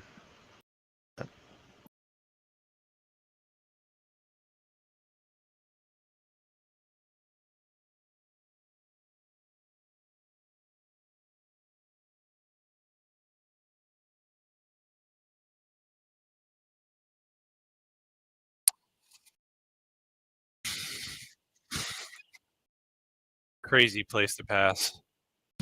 And the other one's on you. Yep. 2 seconds out.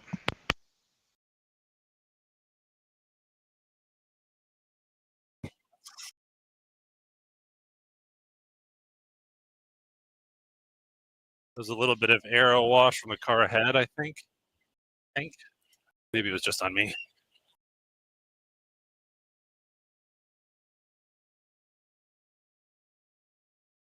All right.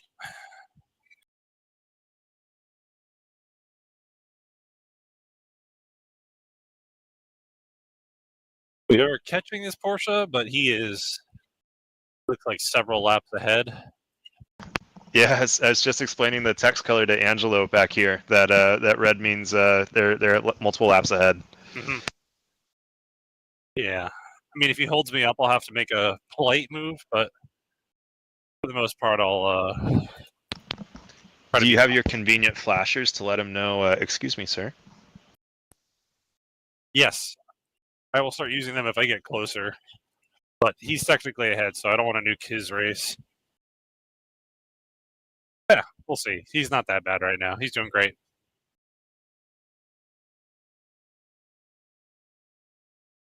Really good call, Angelo, observing the later turn into one, and definitely Well, wasn't this goes back to race engineering 101. We all try to look at data, but one of the best things I ever saw was 2 seconds out. Yep. 2 cars. Photographer shooting motor drive digital. So his son was not doing well in, let's say, turn 5, and photographer just shot 1 second out. Yep. Another one followed. It's about 6 seconds out. So there's your one. Got about 5 seconds out. Look for it in 10 AB. Okay. And if not, the downhill. Yep.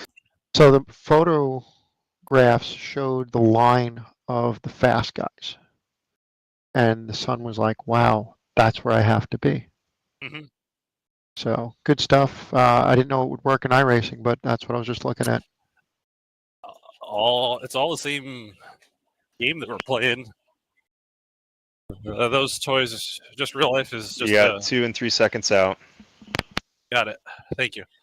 Yeah, toys in real life are just a bit more expensive and more dangerous. Whew, a little too much curb. Angela, do you want to talk about a little bit of what do you do in the background here while I'm driving? For those that don't know. Shut up. I'm trying to concentrate here. Love you. If you're okay, Hanze Suspension started about 25 years ago. Started out as a mechanic in F2000, both pro and nationals. And then from there, the infancy of shock absorbers was starting out. We worked closely with the guys at Penske Racing Shocks and started rebuilding and servicing and tuning, trying to go faster. Mm-hmm. And that morphed into a nice little shock absorber sales and service business. We design, build, sell, and service for every class, from LMP3, LMP2. We've played with Lamborghini Super Trofeo all the way to Formula V. Cool. So no car, doesn't matter. We're always just trying to tune it and go faster. Just trying to get everybody comfortable for what the shocks do and what open up their eyes as far as engineering a little bit, hopefully. Yeah. One of the elusive things for me to understand as an engineer for the longest time as I was coming up through pro racing was truly understanding how do we use shocks and how do they control things, because we know we all have springs on a car, but what do dampers do, and how do we make adjustments to help with them? So do you want to talk a little bit about what dampers do and how they play into the package of how race cars drive and handle? Copy that. It's just real simple, just like the screen door. Controls the rate of motion, not the motion. It can a little bit, as we know, but pretty much the rate of motion. Like right now, you're jumping over the curbing and everything else. We could set up curb strike blow-offs for things that make areas comfortable, but predominantly you're trying to control the rate at which it rolls, pitches, and dives.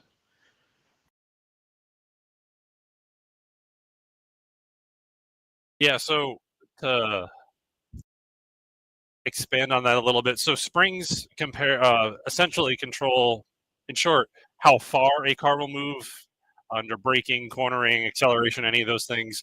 And what Angelo's saying is that they control how fast it moves. So what is naturally, if we want to change what a spring does, we change to a different spring of a different stiffness or size or manufacturer, whatever it is. What sort of adjustments do we have on dampers that controls how fast things move? Low speed compression, high speed compression, low speed rebound, high speed rebound, 4-way, if we can talk about it. Fun. Multiple cars coming your way. Yep. We okay with the chit chat? I'm good at this, yeah. All right, cool, no worries. So yeah, basically a race car, road race car that you and I are used to, it lives its life in 1 to 4 to 5 inches per second, low speed velocity. So that bleed area, that low speed tuning can be internal. It can be adjustable out external. And then after that, you've got higher impacts, curb strikes, other things, big undulations, big movements. You're just trying to control that contact patch. The more the tire likes to be stable. So if you shock it, it gets scared and it loses grip or gets punished. If you push it into the ground calmly, gently, you can find more grip. Yeah. The simplest way to think about an engineer's job, the way that I break this down to a simple sentence, is an engineer's job or goal with a race car is to basically provide the most contact patch of the 4 tires with the ground throughout an entire lap. And really kind of decide and can use all the adjustments on the car to make that happen. Copy that. The most unsolvable equation, as we say. Yes. You've got a million corners, different load characteristics, but it's fun. I love it every day. And like I said, it doesn't matter if it's a Formula V, 3-shock car, or LTR 450 Suzuki. We're bouncing through the whoop-de-doos. Yeah. It's a good fun physics equation, as we say, right? Yeah, we're as engineers, we're trying to optimize how that works. Oh, we're on our last lap, by the way, here. So we're trying to optimize how that works, and usually it involves an engineer's least favorite, most favorite term, compromise. So we're trying to find a way to compromise around all of that to make the best solution. There's no perfect setup for every single. Yeah, that's like you and I were talking earlier. You know, you've got the 2 high-speed corners here, but there's a compression. Are we going to sacrifice the low-speed corners, you know, by making adjustments? What adds more speed to the car? What the driver wants, too. Maybe he says, yeah, ultimately it's a faster lap, but I'm on a knife edge. Yeah. Or it screws up turn 5 way too much. Sorry to interrupt you, but that is the checkered flag. Bingo. All right. Well, I'm going to take a slow in lap. All right. Sorry about the crash there. Kind of stinks. He just had too much speed on you. Yeah, no. Nuno, if you're watching, I apologize. From Yeah. your perspective, I totally see Mhm. how that looked. I was trying to use my peripheral vision through the mirror up top, and I thought I had enough time to get over and have that as Yeah. my corner. And I guess I misjudged that, so apologies Stop for it, that. That's hopefully I didn't ruin his race. It doesn't look like he lost any speed or took any damage, so I'm not sure where he finished. I hope I didn't mess that up for him, though. Nah, copy that. It was a racing incident. Did the best we could in judgment, and sometimes we judge wrong. Fortunately, no one got hurt, and we didn't Yeah. rack up any crash bills, so. No, we're okay. So. By the way, the right rear damper's dead from that hit and impact. That's what took us so long in this. Just Oh, okay. yeah. Actually, a good impact or off-road excursion can bend shims or compromise the damper in some way. We've noticed on the dyno that something like that, all of a sudden, the right rear damper is 50 pounds low on compression or something like that. So if you do have off-road excursions, you do want to take a look at something like that. It could be some low-hanging fruit inside that damper. Mm-hmm. Forget about even all the setup fun. Yeah. Crash mitigation. All right. Well, that was a great race until it wasn't. Yeah. And shame on me for letting it happen. Looks like we picked up 12 incident points, unfortunately, which is not going to help my safety rating. No. I took a big hit earlier today, and some of the carnage that happened there. So I think we're watching Nuno. But I want to go back. Do you remember? Does anyone know what lap that was where I got swamped by all those prototypes? No, but I remember that you were 4. There was 2 on your left and 2 on your right. You got split. Yeah, I just want to see that again. It was somewhere before the incident. I want to say it was somewhere around here. Not sure if I'm going to be able to find it.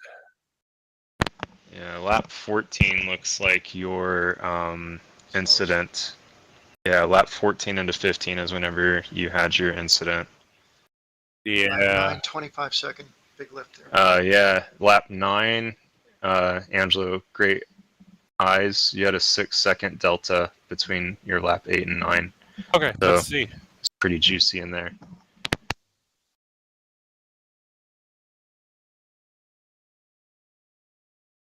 Oh yeah. Good call, Angelo. That was the lap. That's the move right there. I'm just proud that I survived that one. Yeah, let's watch from an outside perspective. Let's back this up to the front straightaway. All right, let's do the TV cam first to see this. Wow. Okay. All right. Well, I saw all this coming in my mirror. The 4 prototypes, 4 P2s, all in class, all in their own race, going around me here. Just trying to mind my own business and run as predictable a line as possible. All right, maybe not the best camera angle. So let's back that up again, and let's do the chopper cam. TJ and I, we got to go to a quicker button on the headset. TJ and I are like, hold your line, hold your line. Oh shit, the button. All right, so this is going to be an overhead view from chopper cam, so we can kind of follow me. All right, so 2 go to the left. I'm in the middle of the road. 2 go to the right. There's a song with, made a little bit of contact with the purple car. Just trying my best to be predictable. There, that was pretty wild. I think we're gonna maybe have to get a clip of that. Put it on our Instagram this week. Yeah, that was pretty good. I'd like to take a look at the start of the race. Sure. Back, you held a good speed to the 2 liters, and then they stretch you just a little bit, and that's where I think I picked up a little bit of late entry on turn 1, later entry than you. Okay. Yeah, let's go to a cockpit cam. All right, so this is right as we punch off here. Okay, I think we're already going here.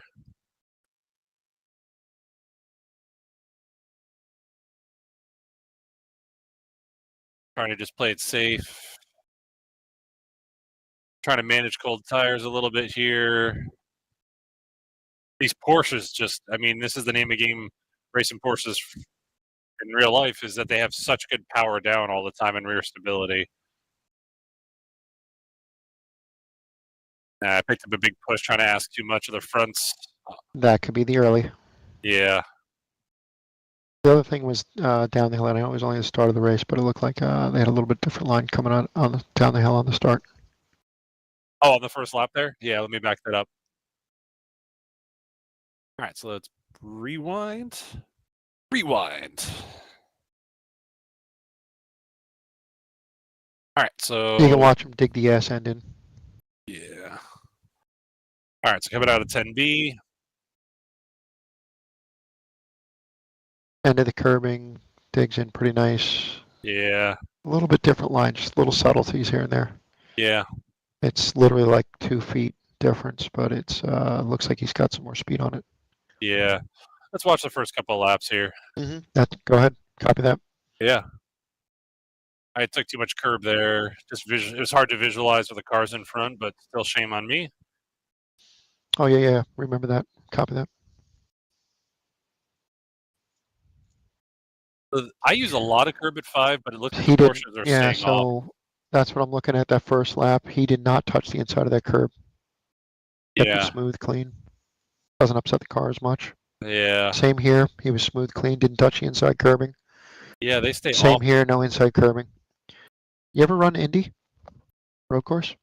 I have not on iRacing, but I know it plenty well, yeah. Indy's a joke. Billiard smooth. Don't touch a curb. Any curb you touch loses grip on the whole car. Are you talking the oval when running the oval or the No. Road course. road course? Yeah. Yeah. That's what I'm noticing with the. This is great view for me. I don't know about you, but watching them, seeing where their line and trajectory is, and also just how upset or not upset their car is. Yeah. When touching curbs or not touching curbs. They're staying off of them entirely. Yeah. So they must be running probably a much lower differ setup. Yeah. Much more aero reliant. So that's one of the funny things is a lot of guys, shock absorber guy speaking here. Oh, I got to run over the curbs. There's 2 cars that haven't touched a curb and they're faster than you. Yeah. By bouncing over the curb, I've induced so much movement that the chassis has no choice but to give up grip somewhere. Yeah. So even that little clip on the inside there, on your left side when you came in through 5, I wonder if that little clip upsets 5 a little bit more. Yeah. If I There could do, too. I would. It would be fun to. If we had more time to do another race with a totally different setup and like just start with a different philosophy towards like it being much more aero reliant. Slamming it down, running it stiffer, stiffening up the Playing shocks, with it. and then changing Remember, the we line. got a bunch of slow speed corners here. 5, 6, and 7. We still need mechanical grip. Yeah. So he stayed with him really well. This gap is nice and tight within reason. This is where they were fighting. We were focused on front, let them fight, but try to run some clean laps so we can close the gap. Ooh, they're getting crazy. Yeah. Here, let's see. No chat really. No, not in the chat.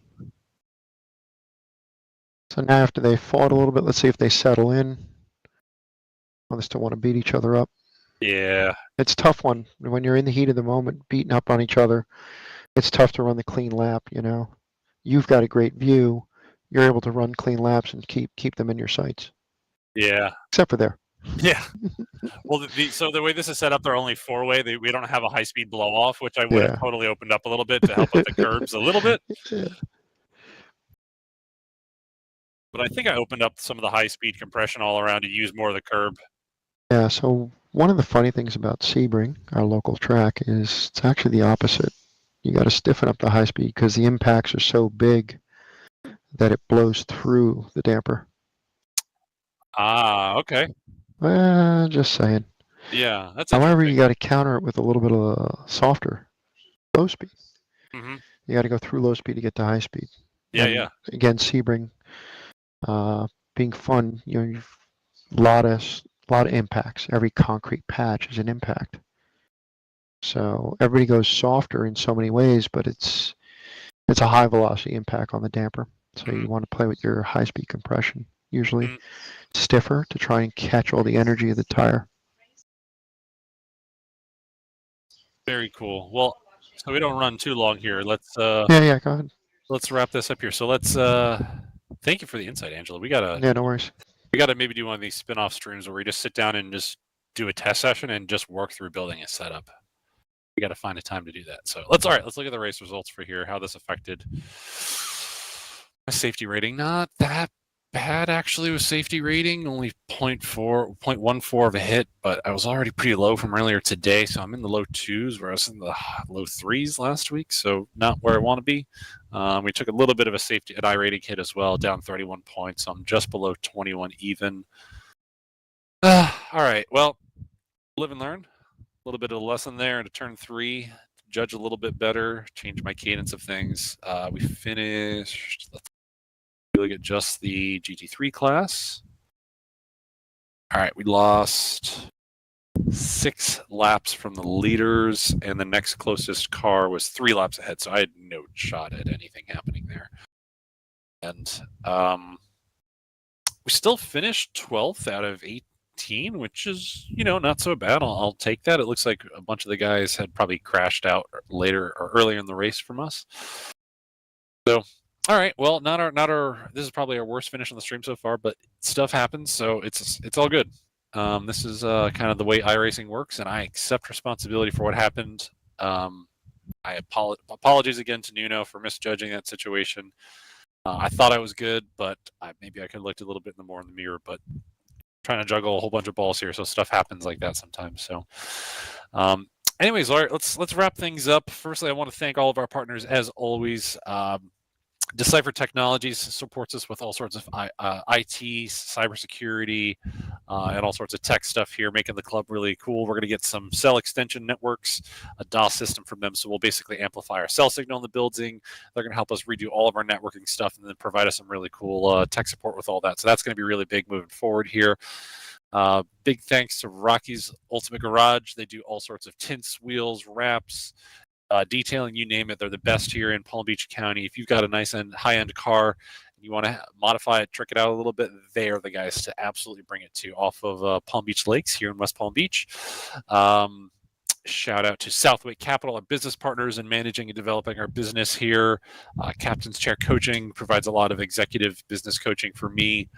Saw belts, of course, driver gear stuff. I know I'm not in a real race car, so I don't need a fire suit, but I always like to drive with their, these are their Hero 9 gloves. These are a little bit outdated now. They got their Hero 10s, and then they have their Gecko Tech gloves, which I have yet to try myself. I got to get down to them, pick up a new pair. But I like to drive with these because I use them in the real car. So for ergonomics, I like to drive with what I'm going to have in the real car. Are they overkill for the sim? Yeah, absolutely. I could probably just get a pair of sim gloves, but I really like driving with what I'm going to have in the real car. And naturally, I've also got their 6.2-inch harnesses here that I'm used to having in the real car. We could put Han's device on here if I needed to. Not that we need it, but it's really good to train if you're going to drive in the real thing. And then I'm sitting in their GT pad seat with adjustable pads that can kind of be moved around to fit any size driver. I've also, shout out to V-Box Motorsports. We're a dealer of their products. They sell, obviously, their video V-Box HD2 system, which is... Apologies, I muted myself there. Their video V-Box HD2 system, which is the latest, greatest video data capture system for race cars, makes it really good for data analysis. We use their V-Box sim pack in here, which basically does the same job in a sim environment. So I've got my lap timer over here so I can see real live split times. And then we capture all of our center screen video, and that matches up to all of our data so we can actually analyze in circuit tools. I think that's all my partners. So, and then thanks to everyone in the building here tonight. Shout out to TJ from More Podiums, helping me with spotting and strategy and running the stream tonight. Shout out to Angelo from Anze Suspension here, talking suspension and dampers. His nickname here, very endearingly, I don't know if you like it, Angelo, but he's called Squishy around here, mostly as a reference to his shock stuff and not his. All nicknames are good. Else. Yeah, they're all good. It came from a very endearing place. And then thanks to Daphne, my wife here, who's been running all of our marketing and all of our stuff on the YouTube side of things tonight. So I think we're going to sign off for the night. Next week, we got Long Beach, which if you want to talk about dampers, Angelo, I could use some help with that one. Street course. Dump truck. Dump truck time. Yeah. I am not looking forward. Well, All right. in some ways, I am looking forward to it because it's going to be exciting. But it is very dicey to go around there Yeah. with no one else on track, let alone a field of GT cars, Yeah, no, let it's- alone 2 other prototype classes. Street courses are always so difficult, let's see if we can work on something. Sounds good. Yeah, for sure. We'll find maybe time over the weekend, and maybe we'll live stream us just putting a setup together. So Okay, cool. that might be fun. Let's try All right, it. We'll talk about that. So, Okay. all right, it's going to sign off tonight, guys. Thanks for joining us. Check us out next week, 8 p.m. And also just a reminder for our event for our VIP kickoff party for Barrett Jackson next Thursday, 6 to 8:30. Go to our Instagram stories, click on the Eventbrite and RSVP. Again, free to attend. $50 if you want to drive this simulator or the one over there, and then come check out our place. So, all right, guys. Hope everyone has a good night. Take care, guys.